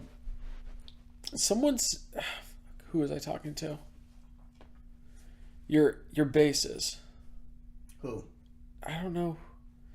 I thought someone said you were like, you do like build them out, or so no. I essentially put them together. So what I did was when I got the acrylic bass, the clear one. That one is beautiful. That's my baby. That is beautiful. I would. That's the show. That's the the Michigan one. I'd be like, no one gets to touch this. Zach like saw me like freaking out and like got in front of me and was like blocking people because like it was to the point where like I was so like. Adam like hit his cymbal and it like destroyed my elbow because I was so far back. Yeah. And, like he hit it and it hit my elbow. I was trying to play and I was like, oh god. And I was like so mad and like don't just like play it up. So but so what happened with that was I wanted like an acrylic bass, as long as I can't remember. I think they had them like in like Rock Band 2, you can like unlock like clear instruments, and I saw that and I was like, I need that. Like, and then I looked and I was like, oh my god, they make it. So I always looked for them, and I found one on Craigslist. The guy was selling it in Greenville. It was far away. South Carolina or North Carolina? I think North Carolina. Okay. So I like asked my friend, and I was like, hey, do you want to ride out with me? Because I'm gonna go buy this thing. So I went out there. It's so wild thing. We get to this guy's house, and there's like 10 to 15 cars like on his front lawn, and like people going in and out of his house taking stuff, like everything. Like I'm talking about everything. And I'm like, oh my god, we're gonna get killed. Like people are robbing this guy. So I called him and he's like, yeah man, I'll come right out. And he comes out and I'm like, what's going on? And he's like, yo, like me and my friends are taking like a 9-month like road trip to the mountains. We're just gonna fucking leave this place. Yes. And I was like, you guys are crazy. I was you like, see, right. it's full circle, man. You're right. I was wrong. Those guys are probably doing great now. That was like 5 years ago. So I like he showed me the bass and I played it and I was like, cool, I'll do it. And then I just stripped and replaced everything on it. Okay. So that's what I've done for all those basses. Mm-hmm. I've never like routed out the body or anything. So Yeah. I guess they're Frankenstein basses, but in reality, like they're more. So I call them custom because like they're completely. There's a lot of really weird stuff on those things. Mm-hmm. Like I use 2 different pickups that shouldn't work together, but they do. Because I was like, oh well, let's try it. Why not? Put the whammy bar on there. Gotta have a whammy. I can't live without it now. It's great. I love that thing. Like the controls are weird and just everything about it. Like there's times where I was like working on it so much and I didn't have the time or the money to like do everything I wanted. So I was like, fuck it, man. I just don't want to do this. I'm gonna buy like a good bass that I don't have to mess with. And I bought like a really nice Ibanez, and I played it for like 10 minutes, and I was like, I can't play on anything other than this bass now. Because I'm so used to like the controls, like everything's part of what I do. I couldn't do it anymore, so I got rid of it, and I just started working on it again. And it's done now. No, those things are freaking done. That blue one and the clear one are all done. So beautiful. Thanks, man. Beautiful basses. Put a lot of time and money in it, and a lot of extra money that shouldn't have been in it. Because trying stuff out that didn't work. Would you want to build one yourself? Like start to finish, carve it out, all that? I would. I don't know how to do that. I've got a lot of really good luthier friends, and I highly doubt they would ever do that for me. After the shit I put them through with those basses, I would love to do it. I don't have any idea on how to do it the way I would want it. Yeah, it wouldn't come out good. It would be shitty, and I would have to do it like a million times. So it's pretty cool though. It's cool that people like it. Some people like it. Some people hate it, but some people like it. I like it. That's all I care about. Fuck the haters. Fuck the haters. People think like the number one thing that people ask is like, oh, you gotta put lights in it. And it's like, listen, it's already like a show off enough thing. Like, I don't think I'd like the lights. I'd hate it. Oh god, it would be like that's the ultimate like, hey, look at me type thing, and I don't want that. I'm a bass player. I'm gonna play some bass. It just so happens that my favorite bass is this one that looks really cool and different. You know, and I built it. And I built it. Yeah, whatever. Built it and put it together. It's like, take a compliment. A lot of people ask me, like, it's like, oh, you built this? Like, you built it? How'd you like build the body? I was like, no, I bought it, and I like replaced everything, put a ton of money. What happened was the clear bass was like I work in progress for years, and I would like switch to pickups, and like I put the whammy bar in, and all the controls I messed around with, and they're all different. And then once I got it to exactly where I needed it, and I was like, everything is perfect, no problem, I then immediately bought another set of everything. And then I bought the blue bass on eBay and did the exact same thing. You need a backup, right? You gotta have a backup. You need an excuse to do it again. Is what you needed. God, dude, that one took forever to put together. It was so annoying and difficult. I don't ever want to do it again. But yeah, I was like, I need a backup, right? Like whatever. So, but that's it. Like, I only have 4 basses. I only have the 2 acrylics, the acoustic, and then I have my very first bass that I ever had. Okay. Which is like a Washburn. The one you got at 16? Yeah. Oh shit. Yeah, it's crazy. I traded that bass for like a Rock Band 2 drum set one time to a friend. Because I was like, I don't need this shitty thing. Because I had like I went through a BC Rich phase, like everybody. And I was like, oh, I want the Mockingbird bass. So I got that, and I didn't need that one, so I traded it.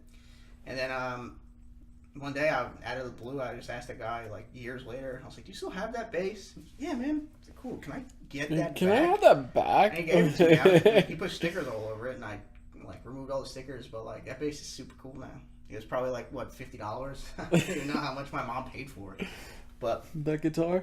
Yeah. It was the only guitar I bought. The Telly or the Strat looking one? The one on the left. The Strat one? That tells you what I know. I bought that my senior year of high school for $50. Really? Yeah. That's awesome, man. I never learned how to play it. No? What got guitars there for? No. Oh, well, I mean, the basses are Turners. They're both broken. I didn't even see those. Yeah. Broken? Yeah. I don't know what's wrong with them. They're broken. That's all I know. Hey, yeah, tell Turner. I can handle that. That's all. It's probably one of them's the electronics. I think the red one. The red one, yeah. It looks like it's got active EQ. Have you tried replacing the battery? Hey, that's something that I learned when I was young. I was like, oh, my bass is dead. I got to throw it out. No, man, it's got to put a 9-volt in it. Like, oh, there's a 9-volt battery? And you put it in. It's like, oh, my God. Oh, Turner needs to listen to this. I don't know. It looks like it is. I could be wrong, but one of them has wires just coming out the back, so I think that's the brown one. It probably just needs some resolder. It's not gonna be that bad. Yeah. I can probably do that. We'll do that a little later. I can help. You see. Yeah, it's all good. Turner's gonna be happy. He's got to learn that stuff. Well, I told him to be. I didn't tell him to be here. I told him that you were gonna be here. He should have came and hung out, man. We could have like a little bass off. Powwow, man. Yo, bass off. Yeah, I can't do that. And then 7-string, the Michael Kelly is Nick's. Oh, that's cool. Yeah, that's sweet looking. We put stickers, they're Ghostbuster stickers, all over the pick guard. Yeah. And then they're all over the back too. There's one that's Bill Murray on the top. I trimmed around the headstock. Yeah. Yeah. And just put it on there. That's crazy looking. We were gonna take the whole thing off and do the entire thing. Oh, really? Yeah, I don't know. Nick is stupid. So. Nah, man, it's fine. It looks cool though. It looks badass. It turned out a lot better than I thought. Yeah. I was bashing him for the idea to do it. Nah, it's fine. He covered the pickups on one of those there's pickups on the top. Oh, near the neck. Yeah. He covered that? He covered him up with a sticker. Just a single neck. Nope. Covered him up with a sticker. He's like, oh, I don't use it anyway. I'm like, that is so stupid. Hey, man, some people like to do it. Can't bash on people some people are stupid. It's true. I can't say anything, man. I've done some real dumb stuff with my bases. I put tape all over the fretboard, and I don't care. So, it don't matter to me. Well, I was at Edwards when he was recording the Fear the Indifference EP. And it's like, he's got a sock tied around the top. He's got tape out around the strings. Oh, yeah, to stop the ring and all that.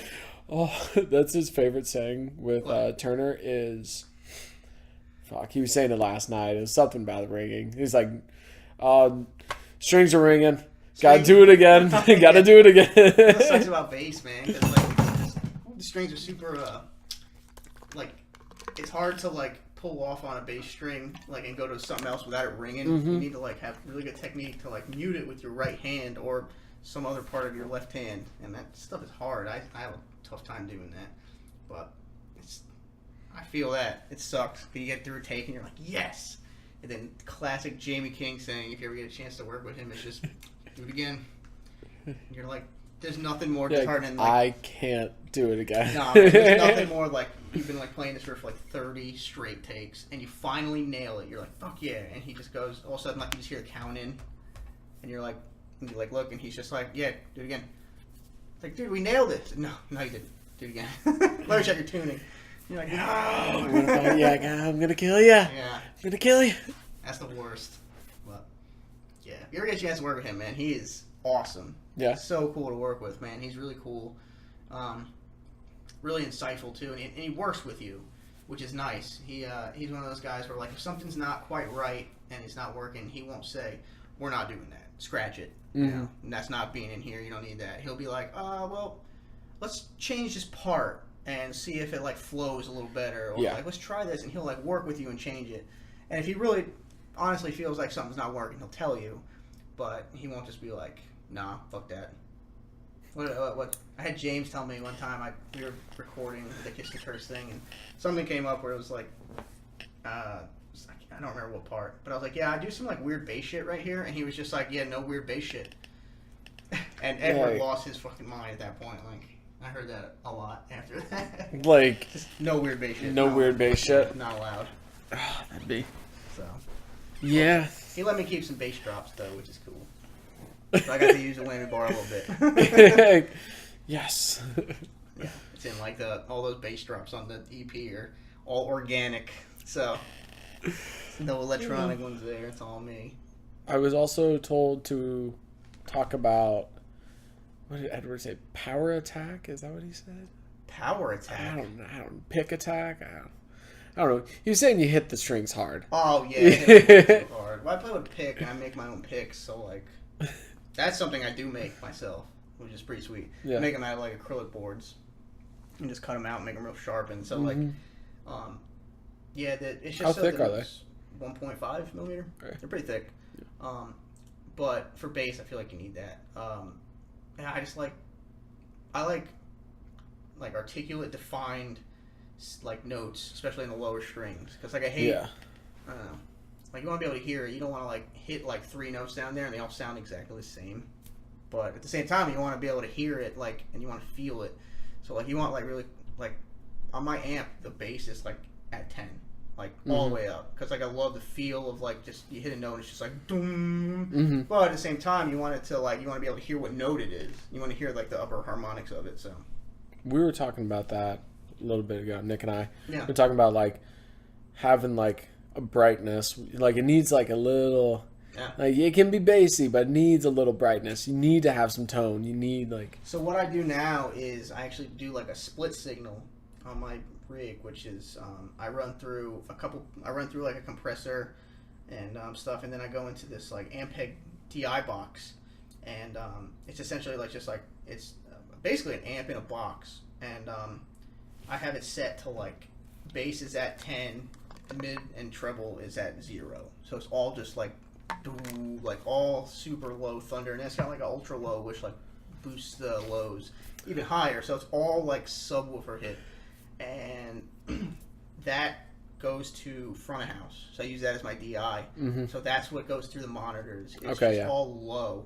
And then it has a parallel out, which is it's not like the it's not like the output where like that will affect everything else in the signal. If you run through the parallel, it just that pedal doesn't affect anything after it. Yeah. So then I run that through other pedals that go into my amp. So my amp is all high end distortion and everything, and then what comes to the PA, which is way more powerful than my amp, is booming. So what it is you're hearing the boom, but then from stage you're hearing high-end articulate stuff, and then when it comes together, it's a good bass tone. That's that Billy Sheehan thing. Yeah, man. It's like so essentially, because you don't muddy out the. Imagine like a speaker, like a woofer and a tweeter. That's what I'm essentially doing, and the PA. Usually from a show, like a venue, their PAs are usually way more powerful than like what my little crappy 500 watt amp will do. And so seems to work. I did it once, like live, like when I played. I did that fill in with Echo Nest, and it worked pretty well. So I was pretty happy with it. Can't complain. It's kind of cool. Yeah, I mean, it's essentially doing. Getting both. Get best You feel it. Well, you're not muddying out like. Not because they're coming from 2 separate sources. Because that's something, where you're trying to find that balance. Like, yep. Because if you run it through all the same thing and you run like really high distortion but like really high bass as well, your speaker has to move slow to get the bass notes out, but it has to move fast to get the high notes out. That's just how speakers. So like imagine like your speaker trying to do both of that at the same time. It's going to get muddy and you're not going to be able to hear get this shitty tone. Yeah, seems to work. A lot of people don't do that, but they need to, because I've heard some bass tones that don't sound super great. Do you need 100%. I'm also super picky and it's terrible. And I'm also not picky. I wish I knew nothing about music so I could enjoy it for once, instead of going to a show and like hearing a band and just being like, oh, that tone sounds like shit. Specifically the bass, or like in general? Because I started picking out like I can't play guitar and I can't play bass. And I can't play drums. But I started like picking out little things about it. I'm like, wait, I don't get to say anything. It's the bass that I usually pick out, and it's normally because a lot of times it's either you can't hear the bass at all, like 0, like you don't hear anything. It's either that, or it's just people not knowing how to EQ right. Okay. And they're EQing for like you gotta realize that. If you EQ, because a lot of people are into the like the periphery, like Nolly type sound right now, which is like not a lot of bass, but it's very high and mid. That is the guitar frequency. Yeah. And if you're in a live setting, it's gonna muddy everything, and you're gonna drown out your guitar player 100%, because you're fighting for that frequency, and it's not gonna work because you're just like super beefy and shit. Like, and it's gonna their stuff's gonna get lost. So you gotta stay in your frequency range, and you really gotta know like how to EQ that way. One of the like, I'm gonna do a small little. It's not shit talking because I really like those guys. The band Extinction Level Event. Oh yeah. The guys are all they're all bassists. Yeah. I hate them because I wanted to do that, but and they beat me to it. Those guys are all awesome, and I saw them play live once, and I was really excited about it. I saw them play at Slim's, and they started playing, and it just didn't sound super great. And it's not because those guys are bad or anything. It's just that it just wasn't EQ'd the right way, and I think they fixed it now. I think Jeremy played with them, and I've already explained this to him, and I think he kind of like fixed it, and which is great. And I'm sure it sounds awesome now. I'm excited to go see whenever they're playing next. But like when I saw them, like all of those guys were in the exact same frequency, and especially with bass, like it doesn't matter. Like it was just all muddy, and you couldn't hear anything, and there was like no dynamic situation going on. Everything was like just one wall. Yep. And it sucks because the stuff they play is super awesome, and they're doing a lot of really cool like stops and like stuff, and you couldn't hear it at all. And I was like, oh man. So that's when I realized like people got to start paying attention to that. And there's something about like when what works for you in your bedroom doesn't work in the Yep. Yeah. That's exactly what it is. Yeah. So everyone also wants to turn up. Turn down. Yeah. The PA can't take it. Yeah. Turn down. That's what's good also about the setup that I'm running is because the PA is getting the low end. I can turn up my amp as loud as I want because it doesn't go through the PA. Mm-hmm. So, and it's completely separate. So I can turn that bitch up as loud as I need. Yeah. And what I'll normally do is do a sound check. I'll try to because I use wireless, so I'll usually be out I'll try to be out in the crowd, and just have somebody turn the distortion up while I'm hitting it until I can hear it in the crowd. So I'll just turn it up. Yep. Mm-hmm. So it works. Sounds really cool. It's really probably more difficult and like technically, advanced than it needs to be. But are you micing it up then? No. Do you have any problems with like where you're placing it? Where I'm placing it? Like the amp? Where your amp is? No. No problems. Okay. It travels pretty well. I was just thinking like there was going to be a time where I was going to use 2 separate cabs on either side of the drums. But it's just too much. That's too much. I was like, I'm already doing way too much with this thing. Like, like I don't need to do that. Like, I'm a big advocate of less is better. Yes, and that's what's great because I have my rack and it's seriously like plug one thing in a wall, everything turns on, and I'm done. It takes me 5 seconds to set up. Like I just throw the rack on top of my cabinet, plug it in, hit one switch, everything turns on, and I'm like, all right, I'm ready. Let's go. Like I got guitar hangers on my thing. Like I'm all set, man. I'm ready. And then I go help everybody else. So. Yeah. Everyone else is hauling their shit up. Yeah. Like, fuck. Hurry up. Are you doing anything now? Yeah. What are you in? New project. Hopefully. It's not out yet? No. I mean, it's we have Nick is guitar. Okay. Doing vocals. Morgan from Continuations. Yeah. Yeah, he's doing drums. I don't know him. I know the band. Yeah. So he's doing drums. Fuck, I crush on him. I crush on his drums so hard. I just think he's a great drummer. That's awesome. I just think he is so much better than me. So much better than Nick. I talk mad shit on Nick. That's pretty cool. And then might have a bassist. If we'll see, hoping to get together, see what happens. Yeah. He seemed very interested. That's pretty cool. So if it works out, because he's much better than me. So I'm the worst one. I'll talk shit on Nick so much. He's so much better than me at music. I talk shit, but I'm the worst one in the band. Yeah. Okay. I'm sure you are. I'm sure you are. By far the worst one in the band. Oh man. But I like it.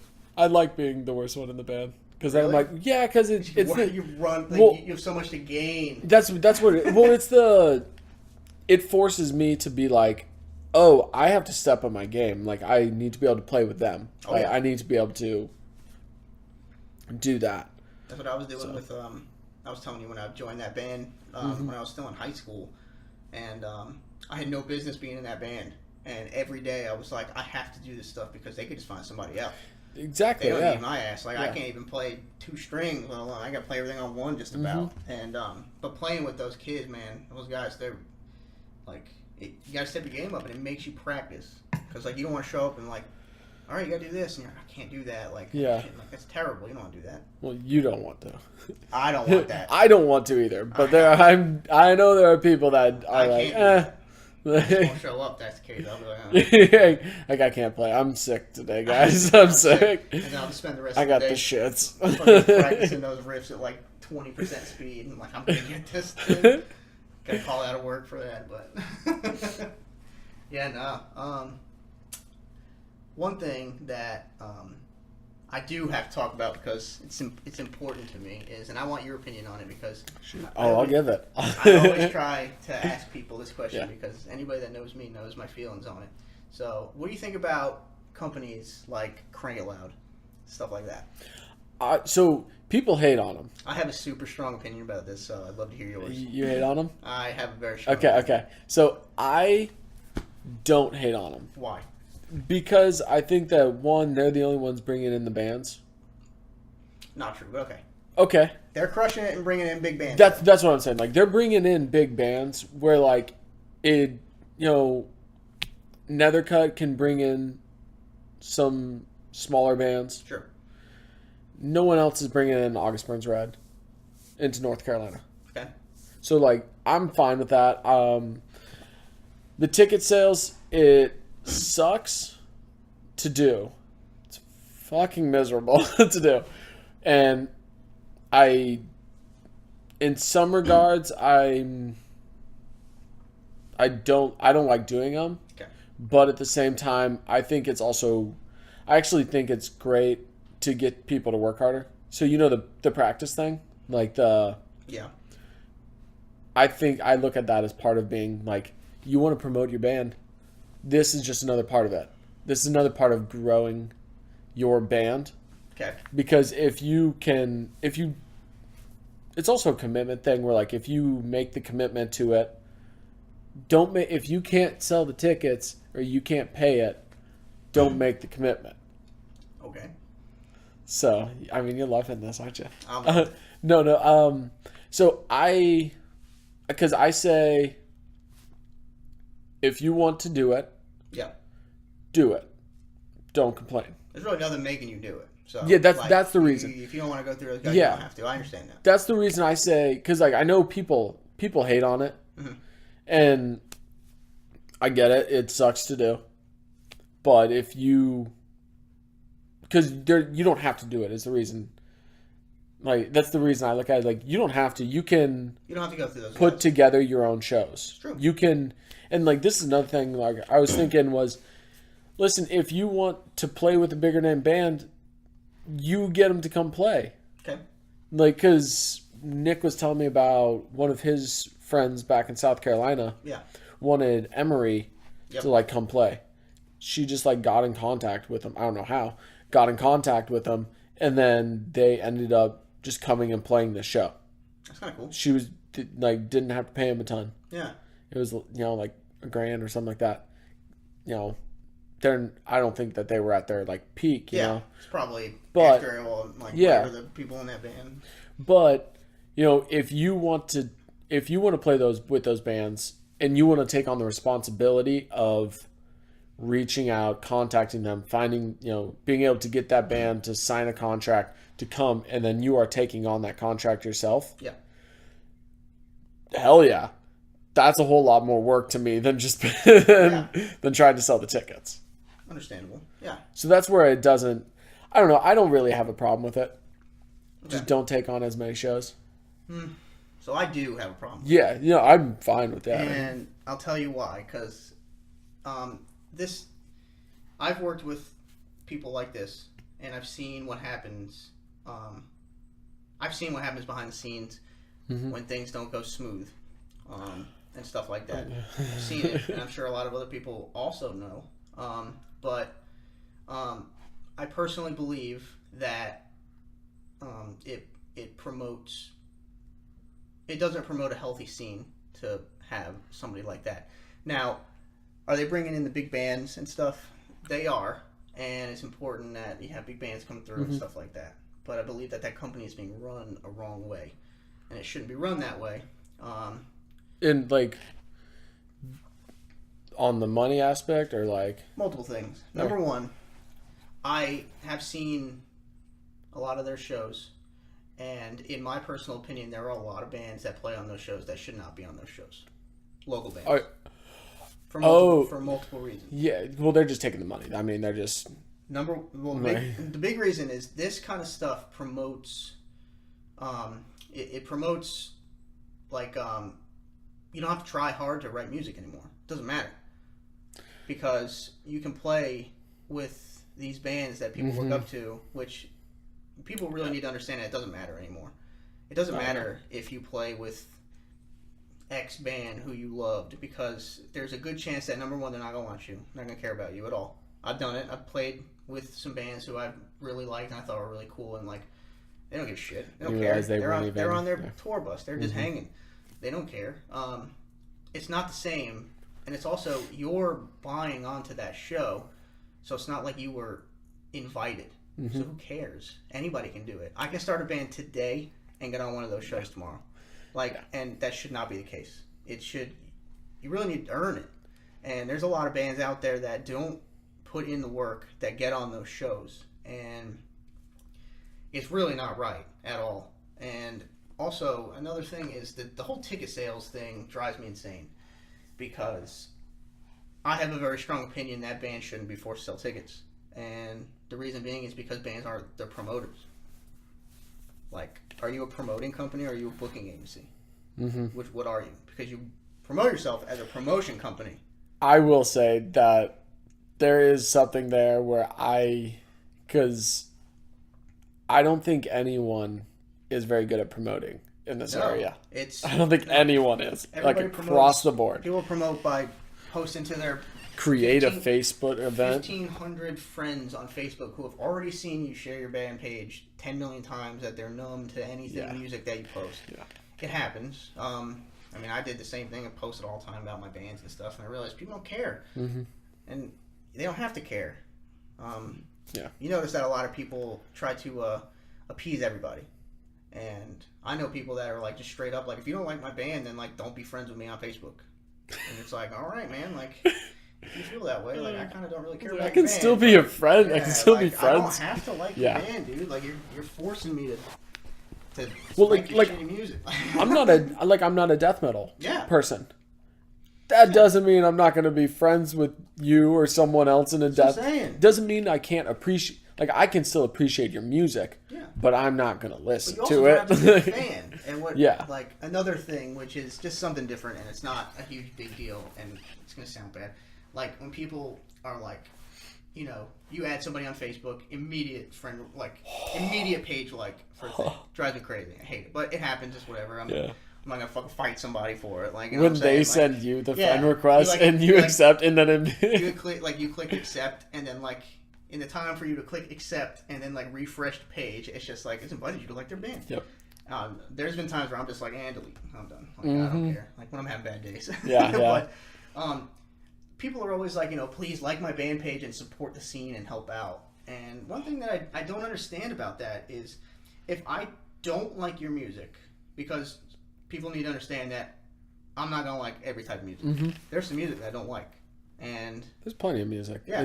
Because music's an opinion, man. Yeah. You can not like music. It's not taboo. It's fine. I can like a genre of music and not like your specific music within that genre, even if it's done well. Yeah. Like it doesn't matter. There's some prog bands that I don't like. Yeah. Like, and I'm a huge fan of instrumental music. I love it. I fucking love instrumental music. But like, when people get a little too abstract is when I kind of lose it. Like when people get like way abstract and like just completely I'm just not a fan of that stuff. But when people are like, oh, like my band page, and you're like, no, I kind of don't want to. Like, why would I like your band page? Like, I'll like your band page if I like your music and want to be like updated on your guys' events. Because if I don't like your band, I mean, like, no offense, man, I'm probably not gonna want to go to one of your shows. Yeah. Like, if you're a friend of mine and everything, like, if you're a friend of mine and you're really nice to me and like, we are cordial and everything's cool, like, I'll come and hang out with you, and who knows, maybe I'll like, oh wow, this band's way better live than their music is, and like they put on a really good show. So it's like that. But people get so butthurt about that stuff. It drives me crazy. Who cares? It's such an oversaturated market that nobody, I don't know, like everybody thinks that like their stuff is the best thing that's ever written. So no one's. Not very many bands are marketable, even. Like, some people's music is great.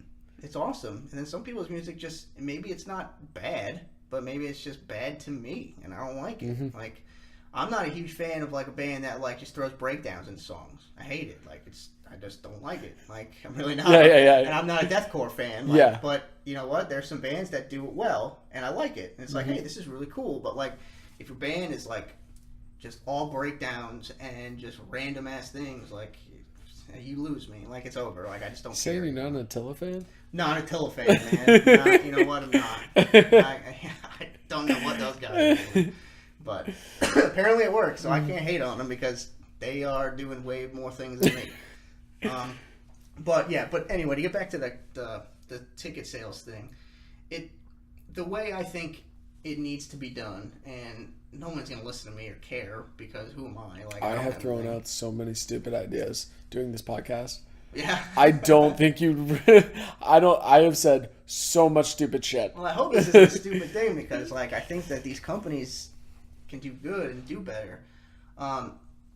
Is number one, you got to stop letting. Number one, they are 100% taking advantage of these bands that don't know how to do things. Yeah. They are 100% pocketing money off of these bands, and it's absurd that people have let it happen. And the reason why it is happening is because people think that playing a show like that, playing a seven band bill, being the 7th or 8th band on a bill, playing doors are at 5, you play at 5 o'clock in a 15-minute set, is going to be like, it's going to get you to the next level. And then what all it's going to do is it's going to have to let you waste gas, get all the way down to whatever show you're playing.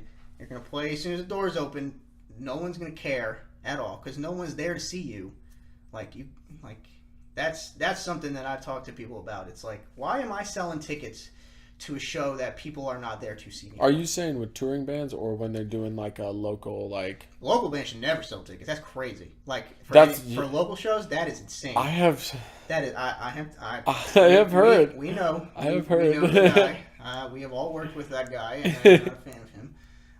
But the bigger shows. Yeah, touring bands come through. Okay. It's if August Burns Red comes through. And here you go. The perfect example of this is Born of Osiris played not long ago, Greensboro. Okay. I'm not sure if you saw what happened with that. I believe what happened, maybe I don't have my facts straight completely, but what happened with that was one of the local bands was given X amount of tickets to sell, and I think they sold a good amount of them and said that they will give them the tickets at the door. It's Born of Osiris. The show will sell out. Yeah. And it did. Those people came there, and they couldn't get in because they sold all tickets at the door. Now, when you think of that, why did you give this local band tickets to sell and not count them towards the door? It's crazy. Yeah. So they were over selling tickets. So they oversold the tickets, and what they did was they just stopped letting people in, even though these people had already paid and got their tickets and stuff. Whatever. So what that is people are getting paid when for not doing shit. So that's bad. That's really bad. I went to the Polypheus show that was hosted by them, and that also happened. The local band was selling. It was at Local 506. Place 10 people. So that show is super tall stage. Yeah, it's crazy. It's so tall. Up there, but it's a box, but it's so tall. I saw Black Dahlia play there. And it was fuck. insane. Oh shit. It's absurd, dude. and Fallujah was on that. Oh my god, that was a crazy show for that place. It was awesome. But yeah, like I saw that when that happened because I was gonna ask to buy tickets from those guys from the local opener, and I think they were like, oh man, I think the show is about to sell out, so they told us to stop selling the tickets for right now. And I was like, well, why are you selling tickets anyway? Why are you doing that? The show is going to sell out. Why are you making these people money when you should be working on making your set good? So now, and there are people.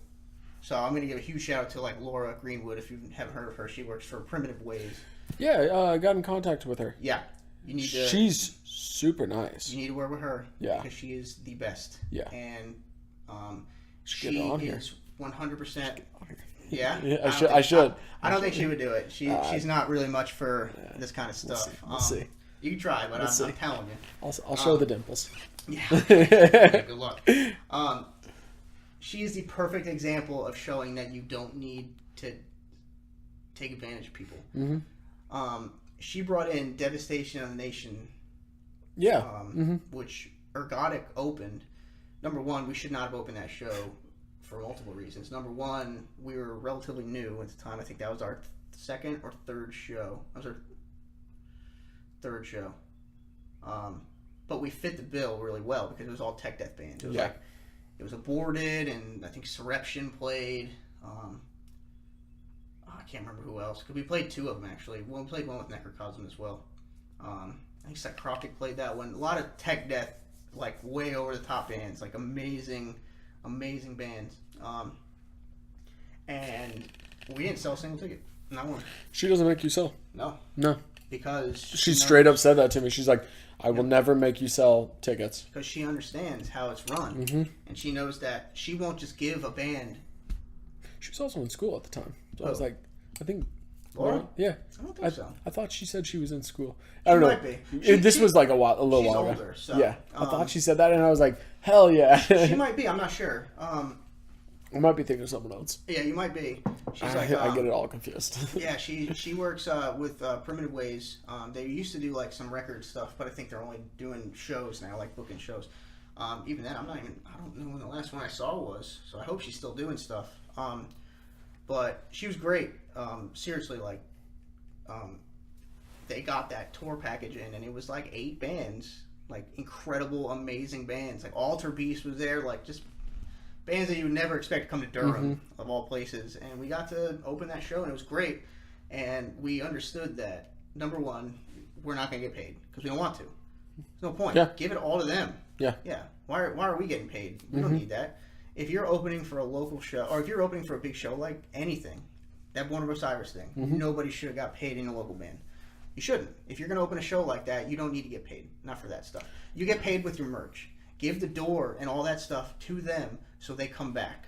Yep. Not to the promoter, none of that. Give it to the bands, pay their guarantees, make sure they come back. And then if they come back and you guys did really well, maybe they'll, then you start play again. Getting on that show again. But so we played that awesome show, man. It was great. We got to talk to those guys, and it was awesome. And it's when I realized that, like, you don't need these people that make you sell tickets to do that, because, I mean, you really don't gain anything from playing that. I think the reason it doesn't bother me is it's the same thing with the Facebook likes. Yeah. The reason it doesn't bother me is because it means nothing.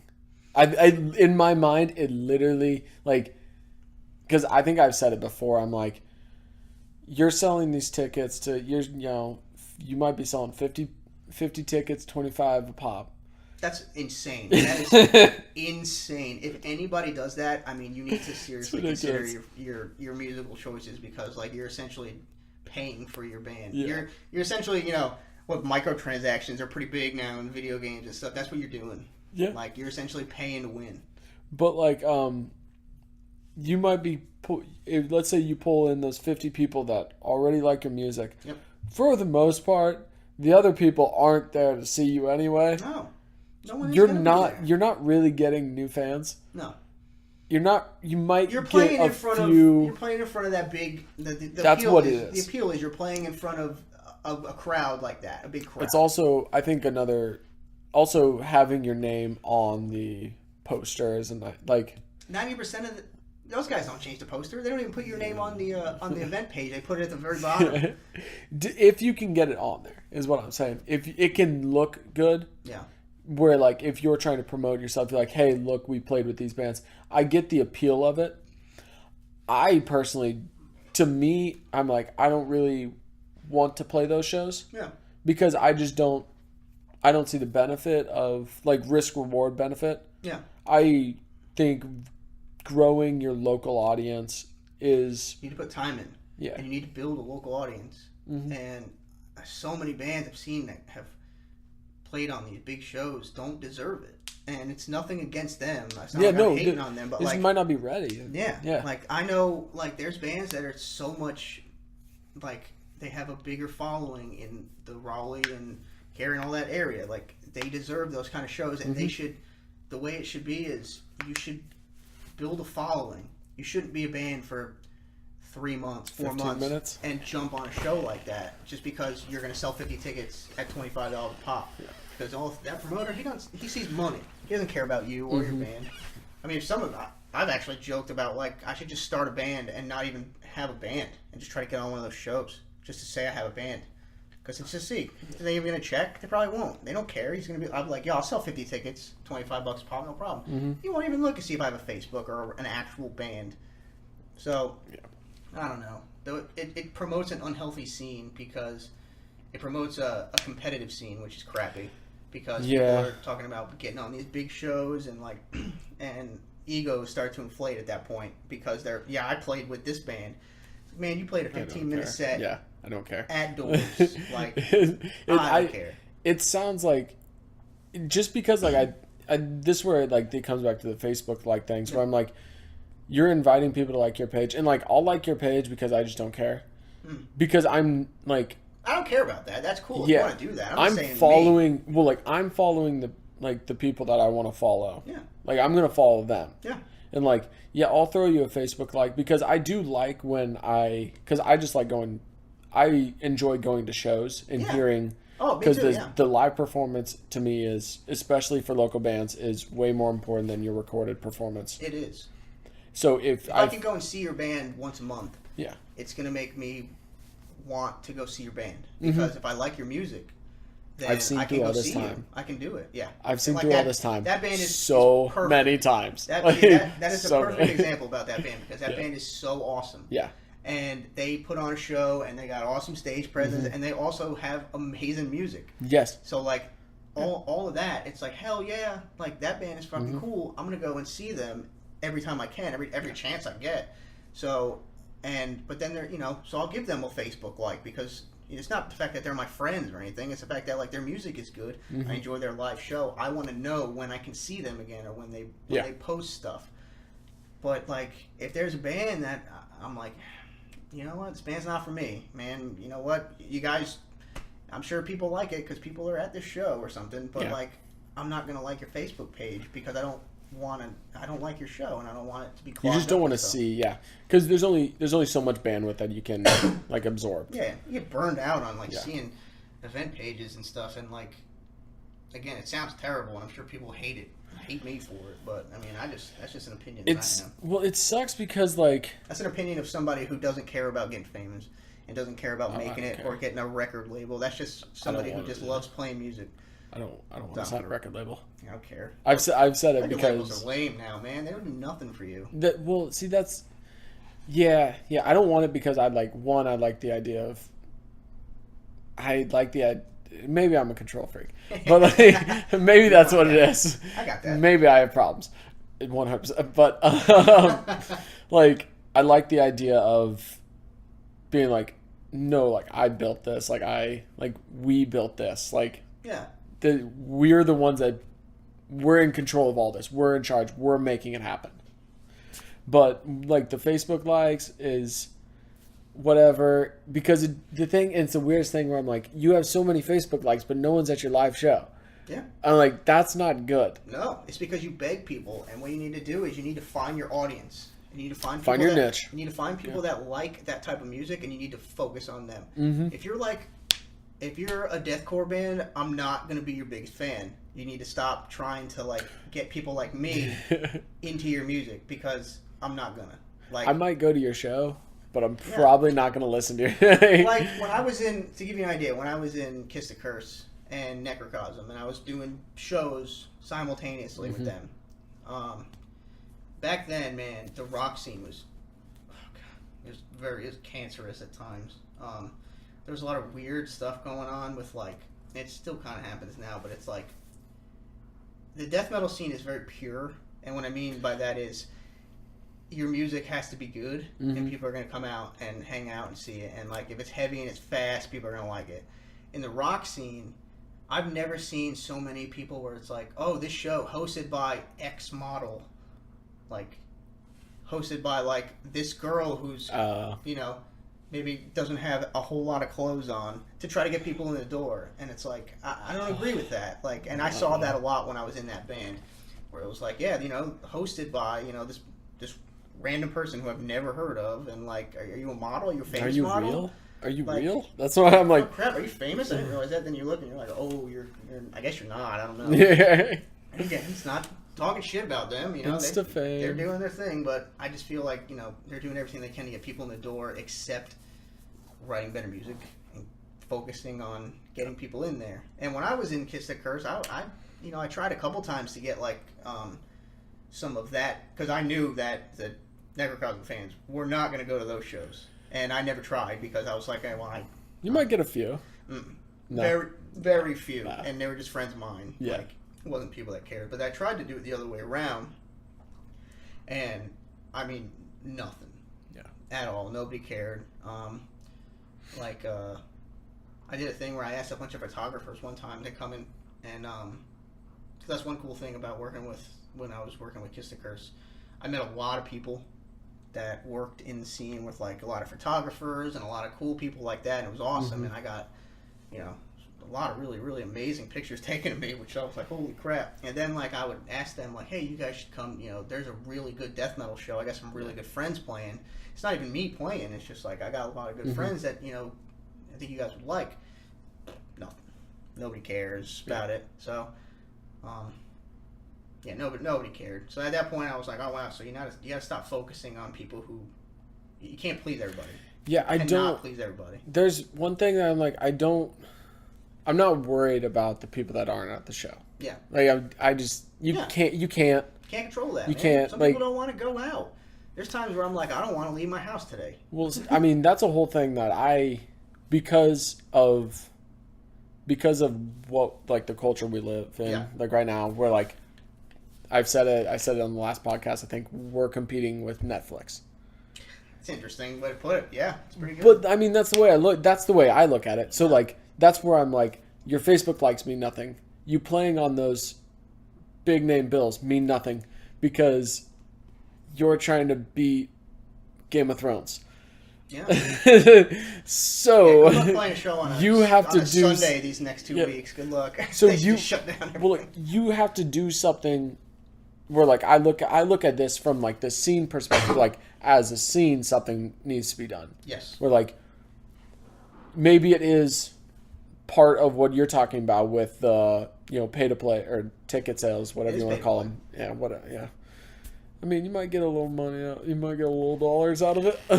You're not making money though. Like if you're in, no. It's like you're in this business to make money. You're in the wrong music. You're in the wrong music. Because the way I think of it as like a good way to put it is like,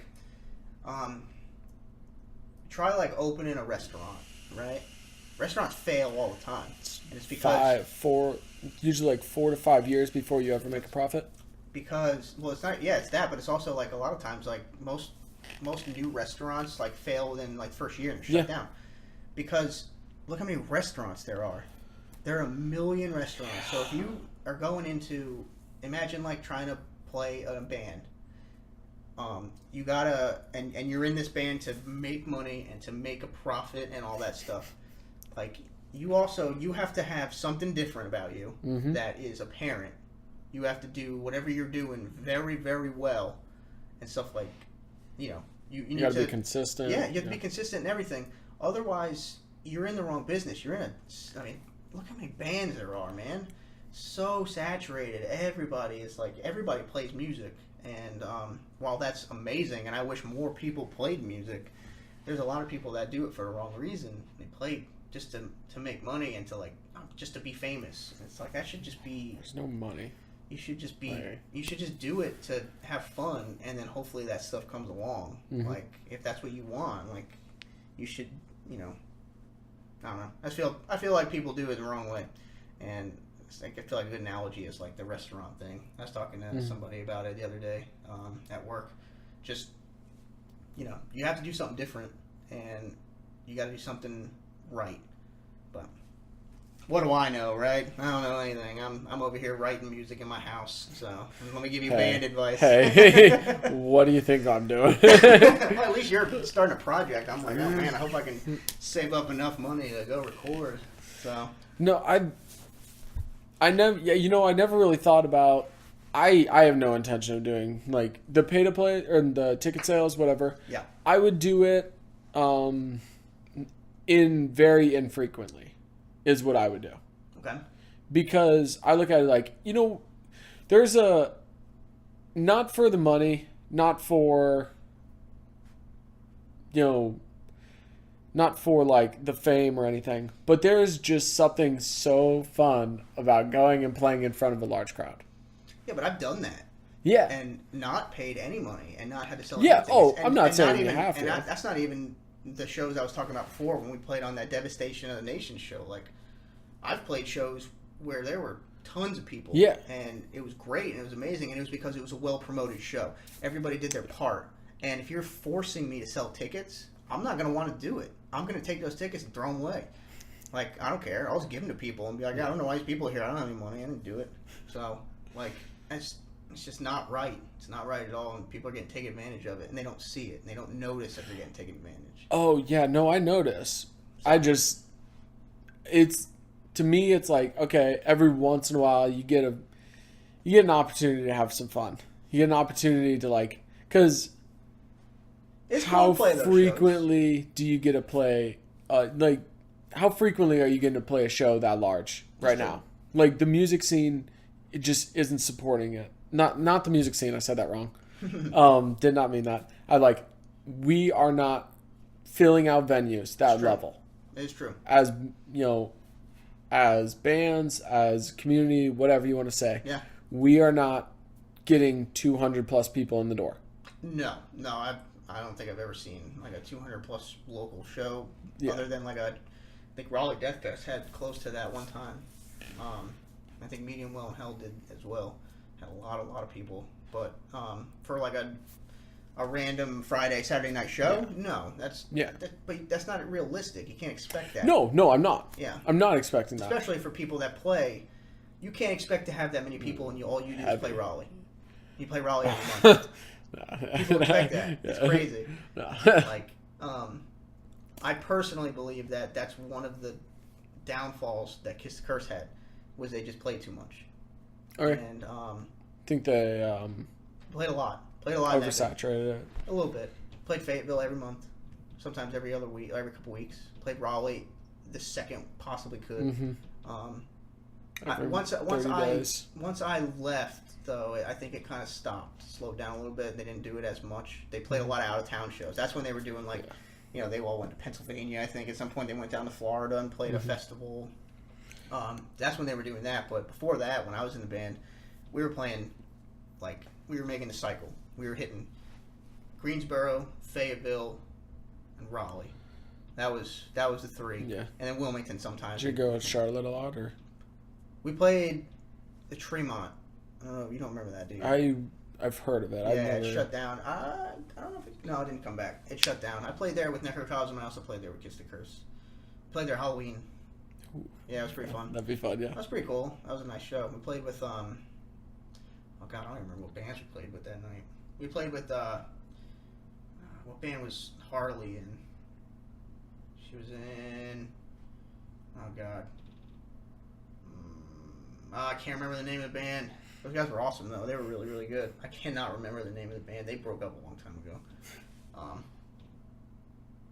Yeah, I can't remember the name of the band. All those guys were really cool, though. Mm-hmm. And we played with them. There was a couple other bands. I don't remember who else. I think Something Clever was there. Played with them. A Light Saw Divided them. might have been there. I don't think so. I don't know. But yeah, so it was. We played with a lot of cool bands in Charlotte. That was a great show. That was awesome.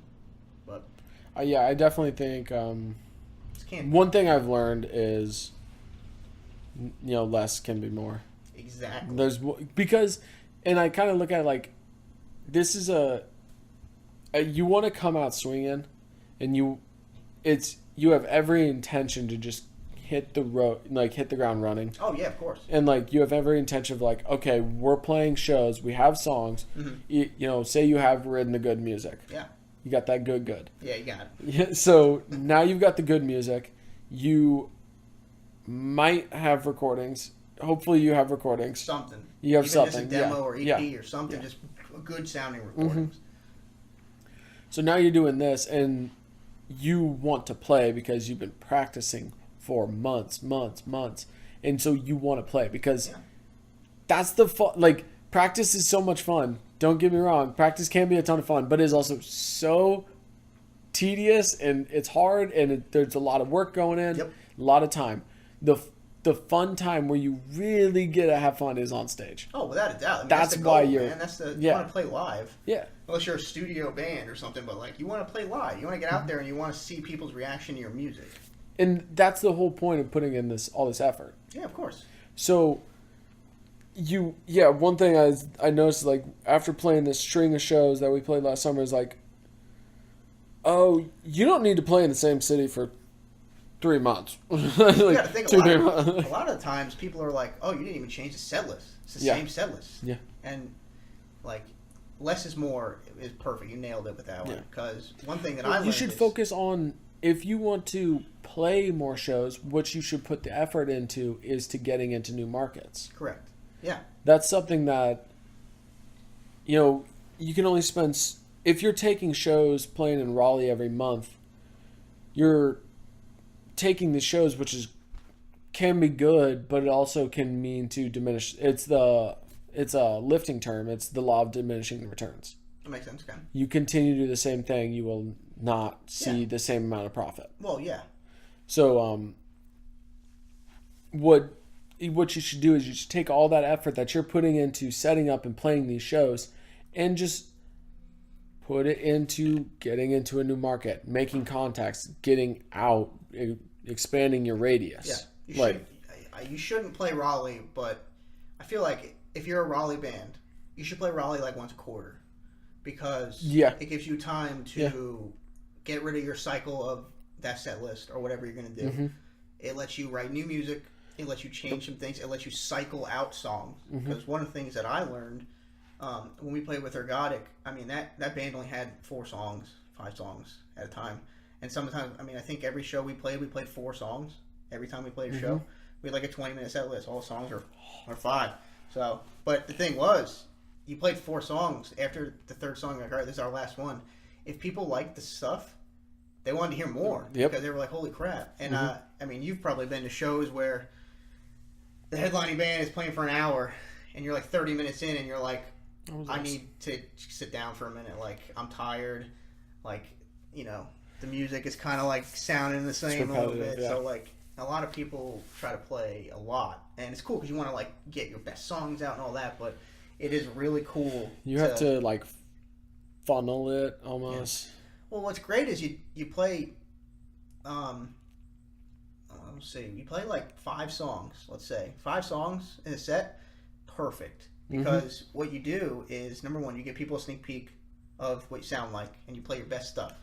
Then next time you come around, you swap out 3 of those songs for different ones. Yep. And you play the good ones that people will remember, and that's why they came to see you, because they like those songs. You do the catchy ones. You do the catchy ones and stuff, and then you save the other ones, you push them back. And I mean, I've been to shows where people have played literally their entire catalog, and I'm like, all right, that's awesome. I just heard literally every song, but why would I buy the music? There's nothing mysterious.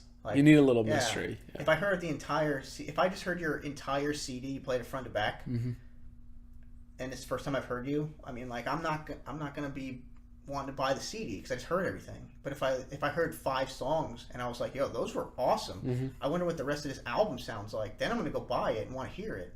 So I'm a big advocate of shorter sets. Yeah, actually, it's great. I have Number one, you can play harder too. You can go all out on those 5 songs, and you're not like, there's nothing worse than like getting like to your 8th song, and you see people turn and walk to the bar, and you see people start to file out, and you realize the crowd's getting smaller, and you're like, no. Well, like, yeah, I'm a big advocate of. I like 20-minute sets. It's nice. 20 to 25 is real good. Yeah. Well, it's part of it is because, I mean, you've played of music. What do you mean? Of like because not including talking in between. Some people go a little overboard with the banter.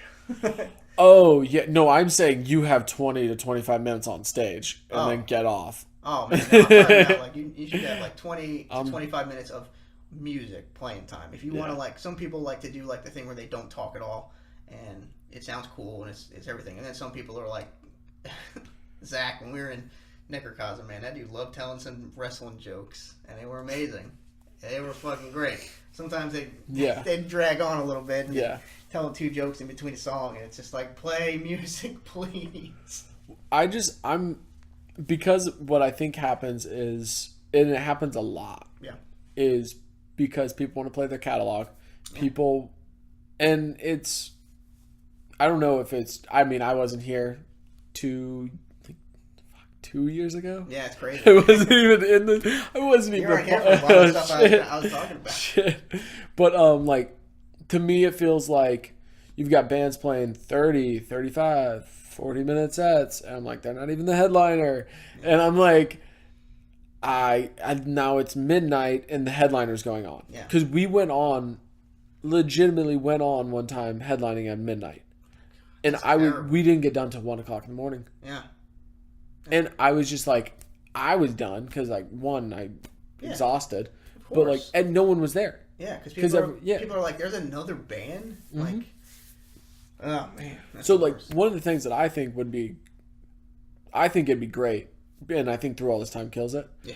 It all comes back to Russell and Through All This Time, Patty. Guys are so sick. Like, they will go and play a 20-minute set. Yeah. They will go up there. And they have a full album. Yep. And guess what? You ain't going to hear the at same one point, at Kaboom, have you been to Kaboom yet? I played the first show at Kaboom ever. We played Kaboom is great. Necrocosm and then a band called Mecha Bull. Mecha Bull, yeah, we played with them. We played, that was way back though. Like, I don't even know who, I think his name's Sam, big tall guy. Yeah. He was he was still doing vocals. Okay, so like before Brian. Yeah, before Brian. Definitely before Brian. Yeah. We played the very first show there, dude, ever. Like, they opened it up and we played that thing, and it was crazy. I love that venue. It's such a great, like, look, like, underground look. Yeah. And the sound has gotten tremendously better. I wouldn't know. I haven't been back since that night. I went to see I hope it just wasn't that one show. It was Discovery's Fractured Frames EP release. Okay, yeah. The sound was great. That's awesome. I was because we played one show like there. underneath the basement thing, the brick wall and stuff. Yep. Yeah, okay. It's great. But fuck, what was I gonna say? You were talking about the Was I still 20-minute sets? Yes. Yeah, so they go on, play their song. Oh, here's what I was going to say. Yeah. At one point, Russell turns like, what do you guys want to play? Yeah. And so I was like, Rocket Launcher. And I was like, I guess we'll play Rocket Launcher. But yeah, that's awesome. Like, I like the idea of 20-minute sets. I think shorter sets, quicker turnovers. Yeah. Because I think it is... Shows shouldn't be ending at 1 a.m. It's ridiculous how long the turnover is. Some people, and like, my band was part of it. I'm not saying some etiquette where take your stuff off stage and tear it down.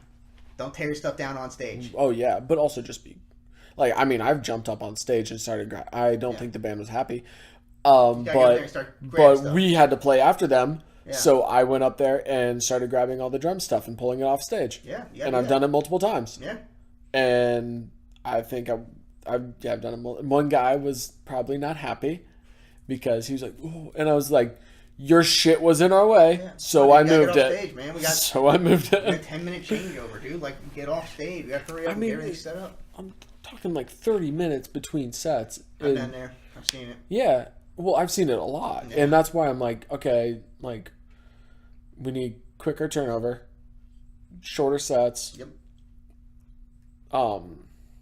These are things that, like, I think as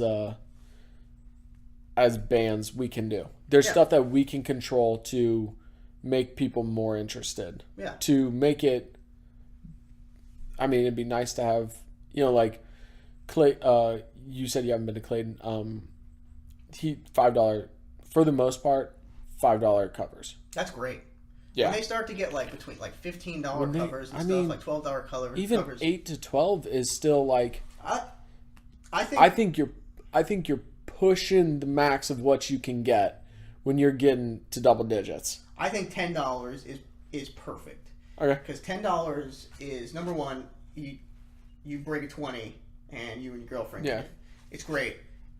$10 a head is not expensive, and it gets people in the door. Yeah. And it also gets people paid for local. You can shows. Cover. That's the good thing. You cover the spread. Can cover, everybody gets paid, even if it's like $60, $80. That's still pretty good. Like that goes I'll take it. That can go right towards the band fund. That's. Oh, it's going towards the band fund. I'm just saying that's like that's like a that could be like a third or a fourth of a new shirt order or something. You know, like that's great. So that's fine, and that's $10. Everybody gets paid. Everybody's happy. It's not expensive. But once you're getting like $15 for like some local bands, I would not. Like you gotta understand, man. Like we're not all rich. I can't do that. And if I do that, like, fuck, man. Now I gotta, I want to get beer while I'm there. And then like, what if I want a shirt? So like, well, that's the problem. Is like it dips into merch sales, which is where the money is for the bands. Yeah. It's not about doors. You should expect to get $0 every time you play. I'd be fine. Yeah. But I don't ever expect to get paid. Oh, me either. Yeah. What we normally did was give all the door money to the whatever the touring band was, whatever the local band, like, or whoever had to drive the farthest. Just, hey man, you guys just take it. We're fine. We made $100 on shirts today. It's great. Something like that. We're fine. We don't need money. We're good. That's great. That's what it should be. It doesn't bother me to do that. Yeah, I don't care about it. So here you go. Ready? Because I want to know from you, because I've asked a couple people this. You've played a lot of shows with Aragon and stuff. What was the worst venue? I gotta know. Who? Just it doesn't. Well, no, I'm thinking. Yeah, it doesn't have to be like a. It doesn't have to be like the worst show you played. I'm talking about like the worst, just experience. Just the worst experience at a place. I'm trying to think of all the. Because I can start if you want. Well, I'm trying to think of the venues that we played. Yeah.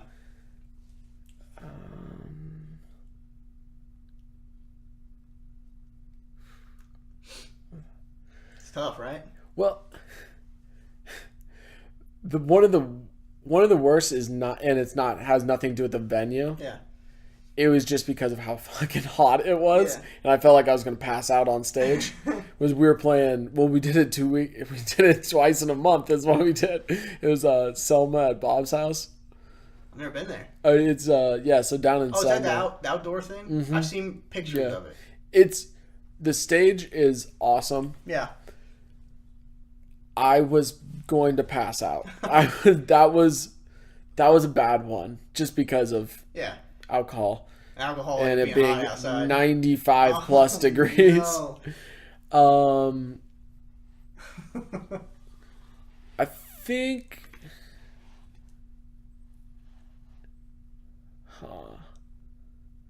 I want to say Sweat.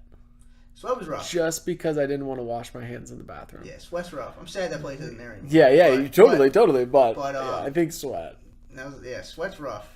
Have you played the Drunk Horse Pub? No. So, as far as New I or know, the old one? So there's been 3. Oh, okay. The first one, it was in like a U with like 3 strip clubs like in the U. Like it was like and there was like a breakfast place on one of them. It was in like a corner. And that was I'm not a big fan of strip clubs. No, so that ain't for me. Why am I gonna pay somebody to get blue balls, dude? Like, fuck, that's crazy. That. So, the one that was in like the very back corner was really cool. It was pretty awesome. It wasn't super big, but it was nice. It was a good venue. Wait, so it was like 3 stages? No. So it was like a U. It was like it was in like a shopping center almost. Oh, okay, so, like, when okay. you pull into the parking lot, like okay. you pulled into the parking lot, and like it was like all the way on the right side was like a bunch of stores, most of them abandoned, and then right in front of you all the way across, and then on the other left side was all things too. So, and in those there was like 2 or 3 strip clubs. That is. It was wild. That was cool. Then that one caught fire or something. So then they moved into one of the strip clubs, and like you go in the front door to the front desk, and the lady would literally be like, "What are you here for?" I'm here for the show. Okay, there you go. That way. Otherwise, you go to the left through the curtain. So that one was That's gross. That was terrible, man. They had no sinks in any of the bathrooms. Oh. So I don't know if they thought you just wash your hands in the urinal. Oh. But yeah, I can't do that. Yeah, that was rough. No, the worst place I've ever played is you ever played Zach's Coffee House? So that place is infamous, man. Patty tore that place apart. That place is infamous. I was there. I played that show. We played with Valleys. Yeah, we played with Valleys that night, and oh my god, dude! I went into that place and I was like, "We're gonna get murdered out here." It's in Murfreesboro. I think it's technically Virginia. I think it's on the border. Yeah. And oh man. It looks like a bomb went off. It looks like nobody's been in that town since like the 50s. Like you're driving through and like windows shattered and everything. And you get to this place and there's like they didn't even sell coffee or anything. It's crazy. They don't even have. It was nuts. It was so crazy. And then like the best part of the whole experience, besides the fact that like they had 2 stalls, and one of the stalls, you're like I got a piece. You like open the door and like the toilet is shattered. Completely shattered. There's just porcelain everywhere. You're like, oh, I can't go in that one. And then the other one's disgusting. But the stage. Did he talk about the stage? I don't remember much of that conversation. So it was so it's a decent sized stage, but they fucking put the PA monitors in front of you. So like to give you an idea, like I'm trying to think of like a good way to describe it. The stage is probably like the stage is pretty long. It's pretty wide, pretty big stage. Okay, yeah. But you can only see about the width of this couch.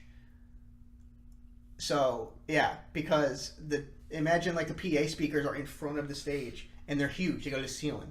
So like just about to the ceiling. So you can only see like a thing this big. Oh so my like gosh. I'm just like. So wait, so you're standing behind the speaker and no one can see you? Essentially, unless you're like. Yeah, it was ridiculous. It was so much fun. I was like, I'll do fucking bass player. Anyway. Yeah, just sit back there, like sit, pull up a chair. That was a show where I had like a guy like talk shit to me like while we were warming up or while we were sound checking. He was like making fun of my bass or something. He was just like, "Oh, look at me! I gotta be fucking noticed, like Mr. Clear Bass guy." And I was like, "All right." And yeah, I built this thing. Fuck you. Well, then they were doing sound checks. So it was my turn, so I like played some really crazy shit. And then he was just like, "Oh." He's like, "Oh, it's like, sorry, man. You do get noticed, don't like, you?" I don't know. I played like some like Necrocosm riff that was like really hard. Right, I probably just shredded for a minute or some kind of crazy scale run. But yeah, dude, that place was crazy though. That place was wild. Yeah, we played with Valleys. I think that was before Mikey died. I didn't really know those guys very well, but we did play with them that show. I don't know if you've ever played with them again, but they were super nice. They were really cool, and apparently they're doing great. Yeah, they're doing really good. I don't know if they have released their new music or if they're getting ready to release it. Yeah. I'm not quite up to date with them. Okay. But I've seen them actually recently a couple times. Yeah. They played with Unicron at King's. Yes. King's is awesome. King's, I was never been there.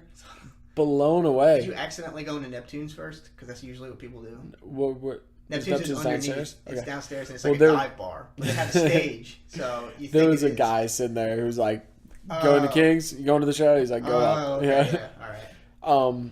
Place is awesome. Yeah. We played there twice. It's pretty sweet.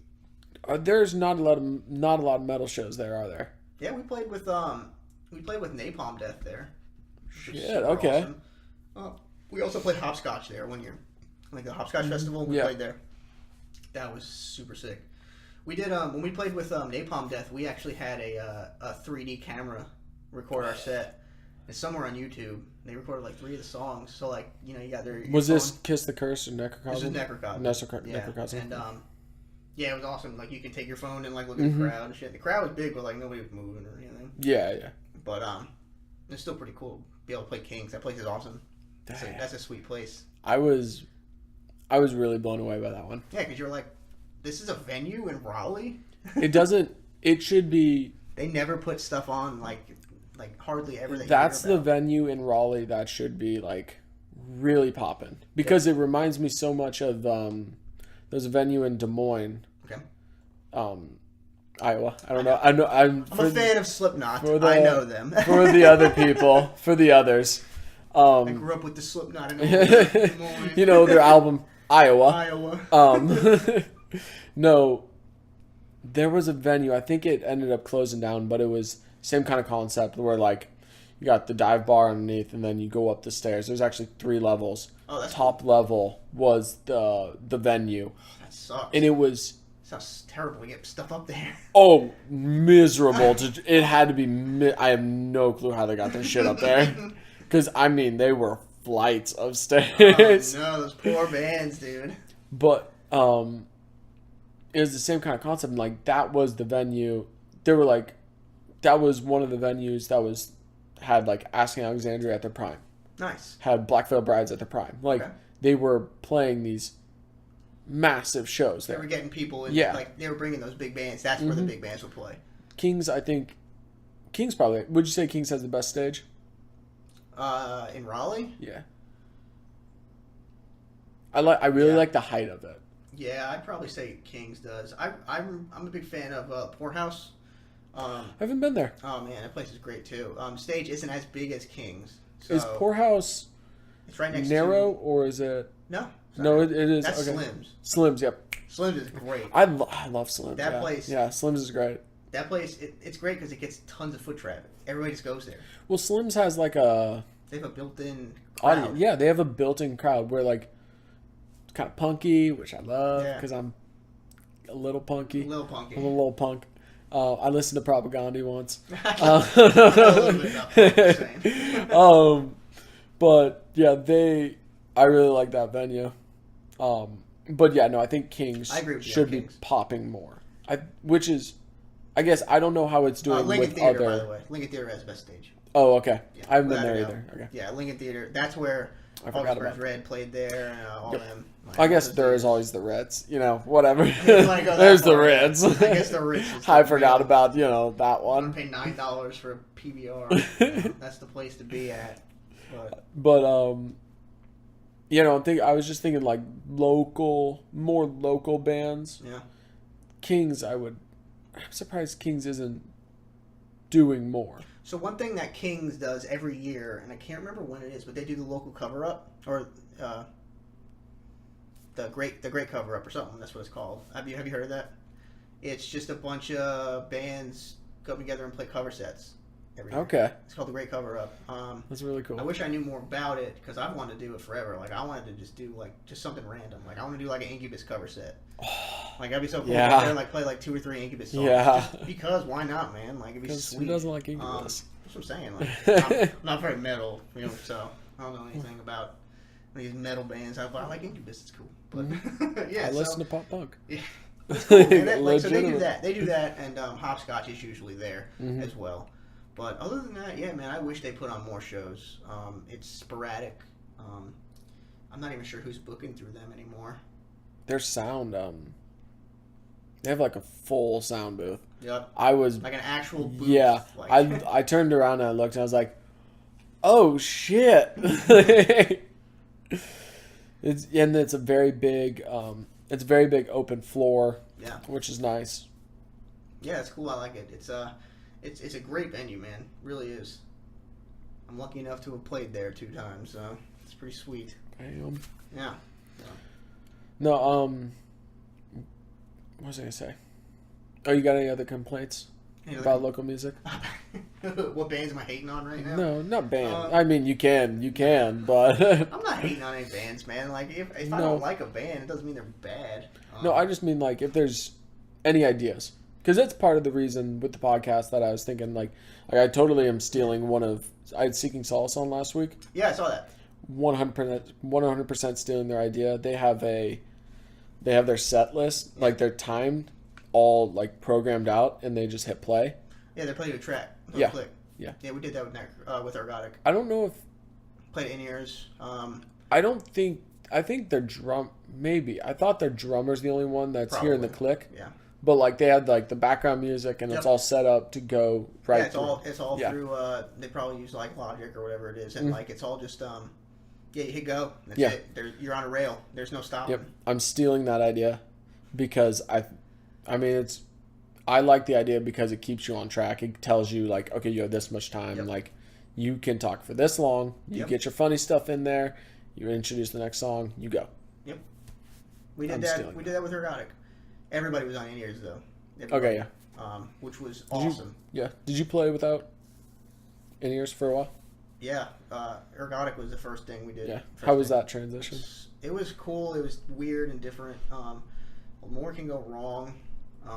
You gotta get the levels right and all that. Mm-hmm. But man, when it works, it is. How many? Did you have any venues that like couldn't support it or no? So we had our own. Everything. Oh, you had your own setup. Okay. Oh man, it was beautiful. So like we had our own rolling rack unit that we plugged everything into that, and then we had a snake that came out of that we'd give to front of house, and we'd say, mic up whatever you want. It doesn't matter because we can already hear what we're doing. Yeah. So like it doesn't even matter. So like even if we played Slims where they like mic kick drum, that's it. It wouldn't have mattered. Yeah. We wouldn't have been able to hear ourselves. It's fine. It was sick though because everybody had their own mix and you can control it with your phone. How expensive is that? Yes. That's what I thought. It was sick, man. You can control everything with your phone. Like everybody had their own mixes and you can control in real time. So like I was like for my mix, I'd be like vocals down. 0. Don't need to hear myself. At 0. I had guitars up. I had the click track super up, and then I had kick and snare for the drums up just in case, just so I can hear where it was. And then I just had me up, and it was awesome. I could hear everything. It was like I was just practicing, and like it was super sick. And all you do is just like listen for the click track, and you're like, all right, there it is. But then like it was great because you don't have to worry about monitor mixes. Number one, you don't have to worry about playing too fucking fast. That has to speed up the. Yeah, a lot. We had a lot of tempo changes in Ergodic. That doesn't surprise me. It was a lot. Like there was parts where like one of the songs it was, I think it was 200 for the whole song, and then the ending was 250. And when we got to that ending part, it was either like 280. it was like ungodly fast, like to the point where I was like, I cannot do this. I can't play this fast. Like it's crazy.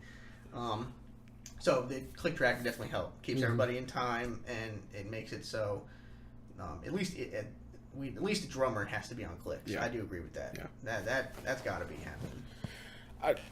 It's nice to be able to hear yourself a little bit, but you do lose a little bit of the show. I'll give you that because like since everything is perfect and you hear everything, you're kind of in your own head a little maybe. Or but what's really cool about it is you know exactly who fucked up.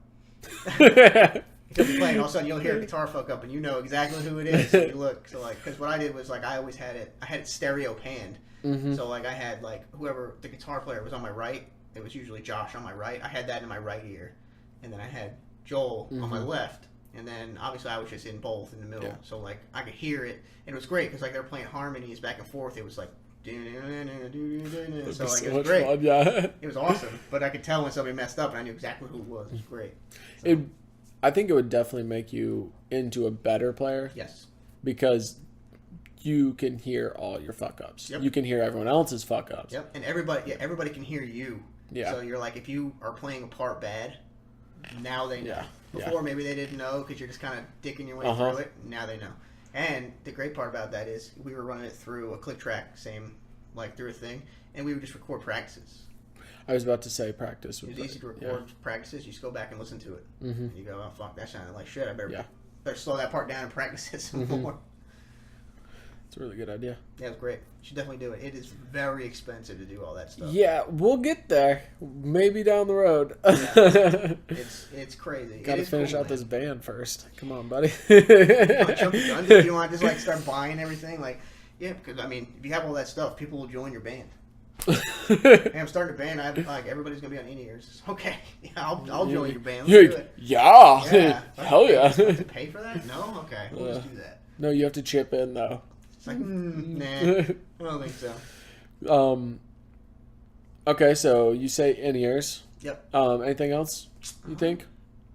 I don't know, man. Like, I threw out my things. Well, what? I threw out play a fucking shorter set. I already talked shit about. Yeah. Because that's important to me. And I've already gotten into it with those guys. They don't like me, which is fine. Like, you don't have to like me, but I just have a very strong opinion, and I think that they're ruining the music scene. So, it's just a tiny opinion. It's no big deal. Yeah, that's pretty much it. Don't really. I mean, I pretty much told you the story about how I started playing music. That's all the bands I've been in North Carolina, and in New York. Wasn't really in any bands in New York. I mean, unless you want to count like those open mic night shows. So that counts. Are you? If you get your stuff written, you got the EP. Yeah. Working on that. Is that already pretty much written out? Or everything's written except drums. Okay. I got James from Animorph. He's gonna write drums for me. I don't know anything about drums, so fair enough. But I have guitars. Are you just gonna program it? What? Drums? No, he's recording it for me. Oh, fuck it. Yeah, he's gonna come in and record for me. Oh, yeah. I'm just gonna let him write everything because, like I said, I have no clue about anything drum related. I know nothing. So just working with him on that. Yeah. Mm-hmm. So I'm hoping I have guitars written and bass written for 5 songs. Now you said you don't play guitar. No, I programmed it in okay. Guitar. I write everything in Guitar Pro. Yeah. Like I write everything and then I go back and actually learn how to play it. Okay. So. Well, will you learn how to play the guitar for them? I can't. No. Yeah, that's what I was gonna say. I can't do it, man. I can't do it. Like, so I'm used to like playing with like big wide, open like picks and like using your fingers and stuff. Like that's what I'm used to, and for a guitar, it's like everything's like very little movements, and I can't do that. I've tried so hard, I can't do it. Does Jamie do DI or mic up amps? Both. When we recorded the Ergodic EP, we DI'd my head and mic through a cab. And mixed them. Mm-hmm. So that's I've heard that before. The Necrocosm EP or album, I just went straight to an Axe-Fx. So, which I didn't like, and I believe I did the same thing with the Woes and Reasons EP, like the curse one. I believe we went into an Axe-Fx or something, Kemper maybe. I don't remember. I didn't really have much say in that. I haven't had. I've heard Kempers before. I'm not a big fan of the tone. I think maybe it's because they just don't have a tone the way I like it. That's true. But yeah, because I'm apparently very special. No, I just there's something about it doesn't like. I know it can sound good. Yeah.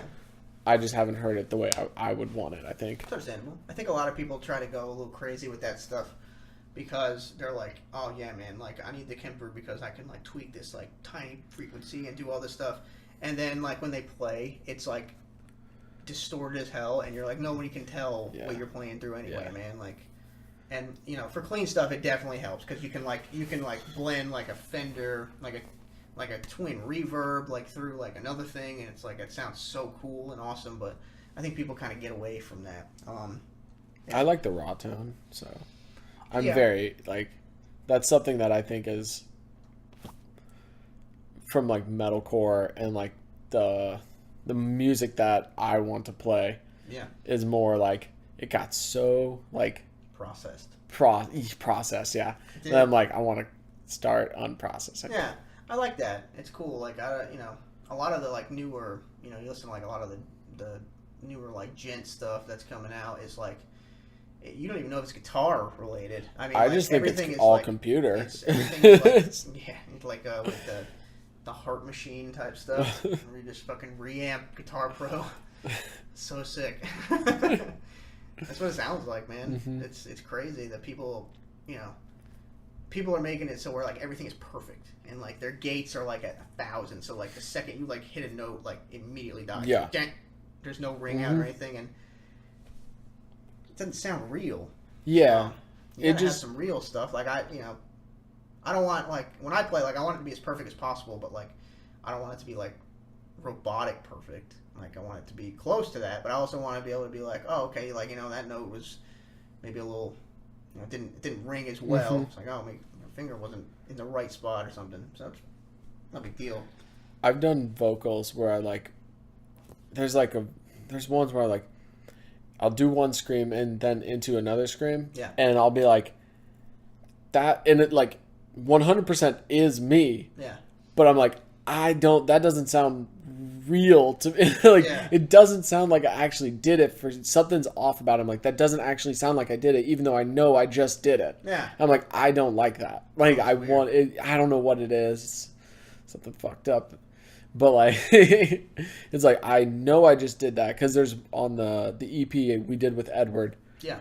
There's like, I think it's Painful Regression. Okay. The chorus, it just makes me mad because I'm like, it makes me mad because I, like, listen to it. I'm like, that doesn't sound like, it doesn't sound like the real, like, live version that I would have preferred. Yeah. Because I think at that point my voice was fucked.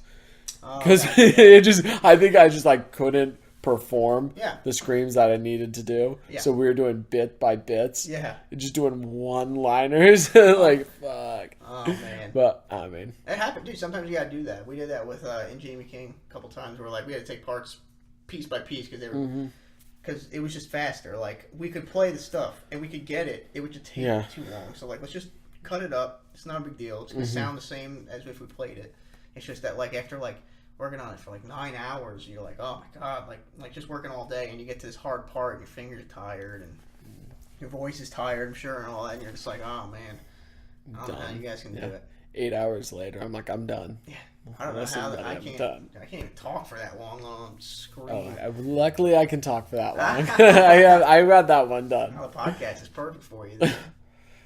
I was worked in a call center. Yeah. So I would just be talking in a hospital. Oh yeah. So I would just be like, yep. Oh, I'm sorry. Yep, we'll get that food right there. Bye. That sounds great. So I hated fun. it. I hated it. But shit, there was something. Oh, I remember the first time I met you. It was at the first show. Yeah. Because Edward introduced me to you. Because Edward was there, yeah. I was talking because Edward was like, we were recording or whatever. Yeah. And talking with Edward, and then you walked by, and you're like, oh, Edward's like, yo, buddy. He's like, hey, this is Matt, and I was like, he's the best bass player. Edward said that? I don't remember that. He was like, yeah, you have a video. He's like, you have a video on YouTube that's got like 100,000 views or something. I don't believe I do. No, it was just something like, he was like, I searched in blah, blah, blah bass covers, and yours was the first, one of the top 3 that popped up. Yeah, I lived on YouTube for a while when I was trying to find a band. I would just like learn a song. That's when I was getting rid of those basses. I would just like learn a song as fast as I could and try to just record a video for them. Even they're like phone quality videos. You can't hear anything. It doesn't matter. I just wanted to learn songs. That's funny. That's the first time. Yeah. I mean, it makes sense. You said the first show you went to was the very last Kiss the Curse show, right? Yep. Yeah, I wish I could have been there. That was my introduction into local music. That's pretty cool. That was my introduction. That's awesome. It was also, that was also when I saw Through All This Time for the first time. Yep. And I was like, oh, fuck you. That's I was cool like, that you got to see those guys that night, too. That's it was crazy. like Fear the Indifference and Through All This Time. And I was like, this is what happens in the local music scene? Yeah, man. I was like, all right. Okay. Some guys just crush it, dude. They just know what to do. Mm-hmm. That's what makes it awesome. Yeah, that was a cool show. Wish you could have been there. It's pretty sweet. Mm-hmm. Were you just out of town, or? Yeah, I just decided not to go. Oh yeah. Yeah. Personal reasons. Yeah. But yeah, it was. That's pretty funny, man. That's funny that was the first show that you played ever, and it was Turner's first show too, wasn't it? Somebody's first. I don't know if it was his. I know it was his first metal show. I feel like he had played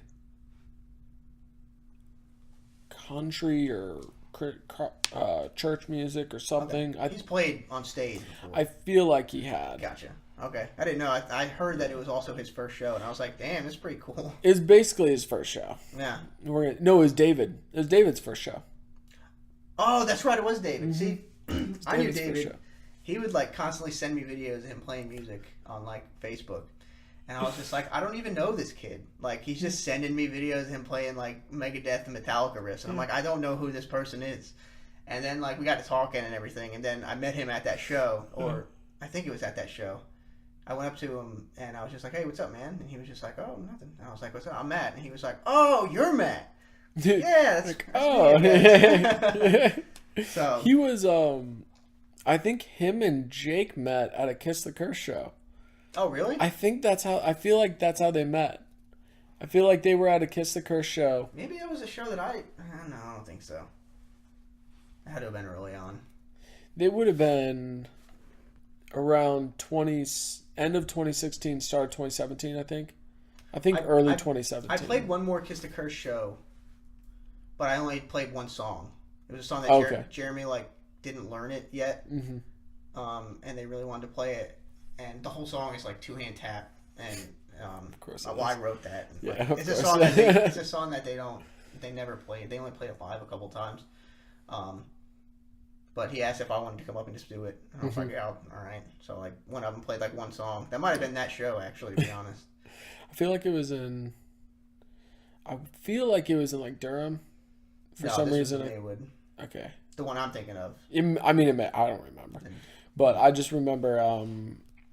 If I'm remembering this correctly, David and Jake met like in line for a show. Like they're both wearing David's wearing like a Metallica shirt, and Jake sees it and he's like, dude, you a Metallica fan? Which is like classic Jake. Most people. Yeah, that is true. Awesome, but also just like so many people in metal. Right? He just walk up to anyone and like, hey, how's it going? Immediately make friends with anybody, man. I envy that guy being able to do that. I'm not. I mean, I'll talk to anybody, but I prefer to talk like in this setting. I can't. One-on-one, easy. Yeah, I don't. I'm not a large groups. Yeah. Like, I'm not gonna fight to talk to people. Like, you gotta just pick your battles, man. You gotta sit back and you gotta listen and just watch, and then you sneak in and you say what you gotta say and you back out. I will walk into a group and walk into the middle. Everyone's in a circle. I bust in. I'm like, hey, everyone, give me a hug. I'm leaving now. I did that last night. Oh, did you? Yeah. Everyone was like outside. I was like, there was people behind and then to the side and then out front. Yeah. And I was just going, because I mean, obviously you walked up and I gave you a hug. Yeah. I do remember that. So like, I'm just going around Clayton Beverage giving everyone hugs. I'm walking into a group, breaking up the entire conversation and just giving everyone hugs. All right, resume. Sorry about that. That's pretty good. But, yeah, no, fuck, I thought I was going to say something, but maybe I wasn't. I don't know. Advice? Anything you want to promote? I don't know. At some point, I'm going to have that EP out, and hopefully it's kind of cool. Where should they look for updates? Probably just Facebook and Instagram, I guess. I don't know. I just post bass videos on Instagram. What is your handle? Is it a handle? Instagram? I just made one. I've never used it until like recently. I think it's just brocking.bass, I think. Brocking.bass. Yeah, I don't know. I don't really promote stuff. I just like post videos and me playing stuff mostly so I can delete it off my phone and I can remember it in case I need to watch it again. So. Well, if you learned anything from Necrocosm, yeah, you gotta promote beforehand with the EP. Dude, I don't. This EP will be released for free. I ain't selling it. Like, no, but you can still. It's not about selling. It's about just having people hear it. I'm doing this EP. The whole reason I'm doing it is seriously just so I can say I have something out there that I wrote. Mm-hmm. I don't care about making any money. I don't plan to make anything on it, which is why I'm saving up so much money because like it's not. I don't have a band. It's just me. Mm-hmm. And like, I remember I think in the Jeremy and Wade and Patrick one, they mentioned something about like I was looking for like studios to do it in, and like they're places are expensive. I looked at Black Plate. They're just too much for what I'm wanting. Yeah. Especially when I'm going to get zero return on it. And that's the goal. Like, I'm not playing live. I'm not trying to make physical CDs and sell them to people. Like, it'll be on, hopefully, Spotify, and you can download it for free on Bandcamp or whatever, whenever I release it. It's just going to be there. It'll be on YouTube, like, wherever I can post it. It's just for music people enjoy. That's because I don't care about making money or any of that. But hopefully at some point, if it sounds good enough, then I will attempt to put a band together and try to find somebody to work with. Then you can start spamming people. And I'll just start spamming Facebook likes, man, like crazy. You can just delete this podcast when that happens. No. Delete everything I say, man. I'll just start being like, yeah, dude, like, come to my show, dude. Crank it loud. I'm selling 100 tickets. It's going to be sick. 100 tickets, $50 a pop. Yeah, dude. I'm making like 50 cents a ticket. It's going to be badass. Can't wait. So that's enough shit talking. I guess they're going to fucking come find me. Matt Brocking on Facebook, brocking.bass on Instagram, YouTube, Matt Brocking. Yeah, you'll find me on there. I don't know what it is.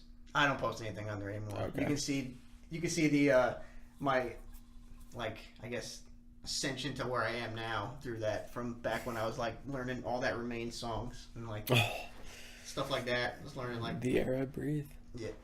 That is the first upload I ever did on YouTube. Was The Air That I Breathe. That song was so sick, and I was like, dude, that was not planned. Yeah, that was just the badass. First song that popped in my head. My favorite song on that album. It's a really good song. Yeah, it's not. Is that hard. the fall? That's the Fall of Ideals, right? Yeah. That album is just an album full of singles. Oh, yeah. It's Every just song so good, so good. I don't care what anybody says, man. Like, they're not anything like the band they were, but every song on that album is incredible. So I listened to it the other day, and I was just like, holy shit! Like, it's the end of the album already. Like, I haven't heard a bad song yet. So it's pretty good, man. Do you have a name On what? for EP? No, not really. I'll probably just go by my last name, right? Like, and if I do that, then I can You never gotta play make a band. So. Well, see, you need to make a pun off of that, or some. God, no, we're not gonna do that. We're not gonna do the pun. We're not gonna go the pun round. We'll come up with something. Yeah, come with something. We'll come up with something for you. Oh God, yeah, I can't wait to turn it down. Hey, I'll just make the Facebook page and then put you as the admin and be like, it's clearly Matt's band. Yeah, I don't know. The time will come, I guess, once I get it recorded. Because right now, I don't even know. Like I said, I'm trying to get it recorded in July if I can save up the money, because it's looking like it's going to be about between like. I'm hoping I can knock it out between like $400 and $500. I'm hoping I can. Oh. Which is expensive, but I'm also not getting it mastered. This is okay. Like I'll have it sent out by somebody who is into this type of music and is professional with it, because like Jamie King does mastering, and he sounds good, but he has his own thing, and I wouldn't go through him, and I wouldn't go through like other people. Like, I want to go through like somebody who knows instrumental prog-ish music. Yeah. And who's going to do it right. Because otherwise, what's the point, right? Yeah, you really have to find the right person. Yeah. So that's going to be a lot of money. Like, that's going to be more than tracking. So the money that I'm trying to spend now is really just to track bass, guitars, and drums. So. Wait, so who's playing guitar?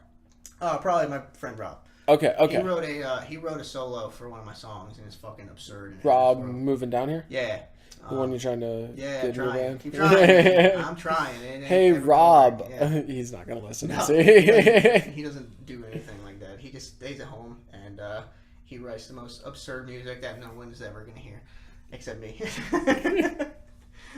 But yeah, hopefully soon, man. We'll see. And if anybody wants to play music like that, can always hit me up, and we can figure something out. I'm down to change some parts to make it more fun for guitar players to play. Band-esque. Yeah, more band-esque. Like right now, it's more like just the bass is the forefront. Yeah. It's like you know what you're gonna do pretty soon? What? You're gonna start putting some chords in there, and then you're gonna have vocals, and then it's not even gonna be the same. Definitely no vocals, but there's chords in it.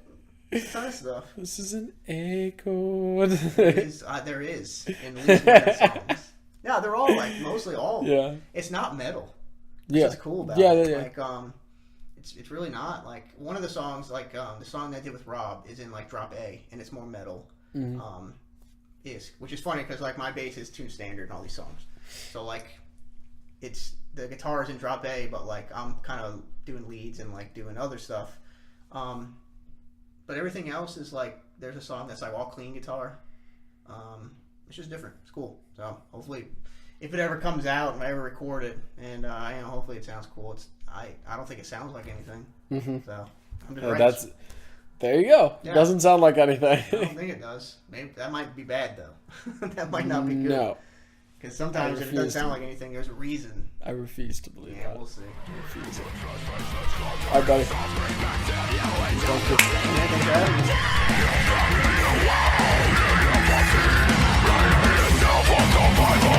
me.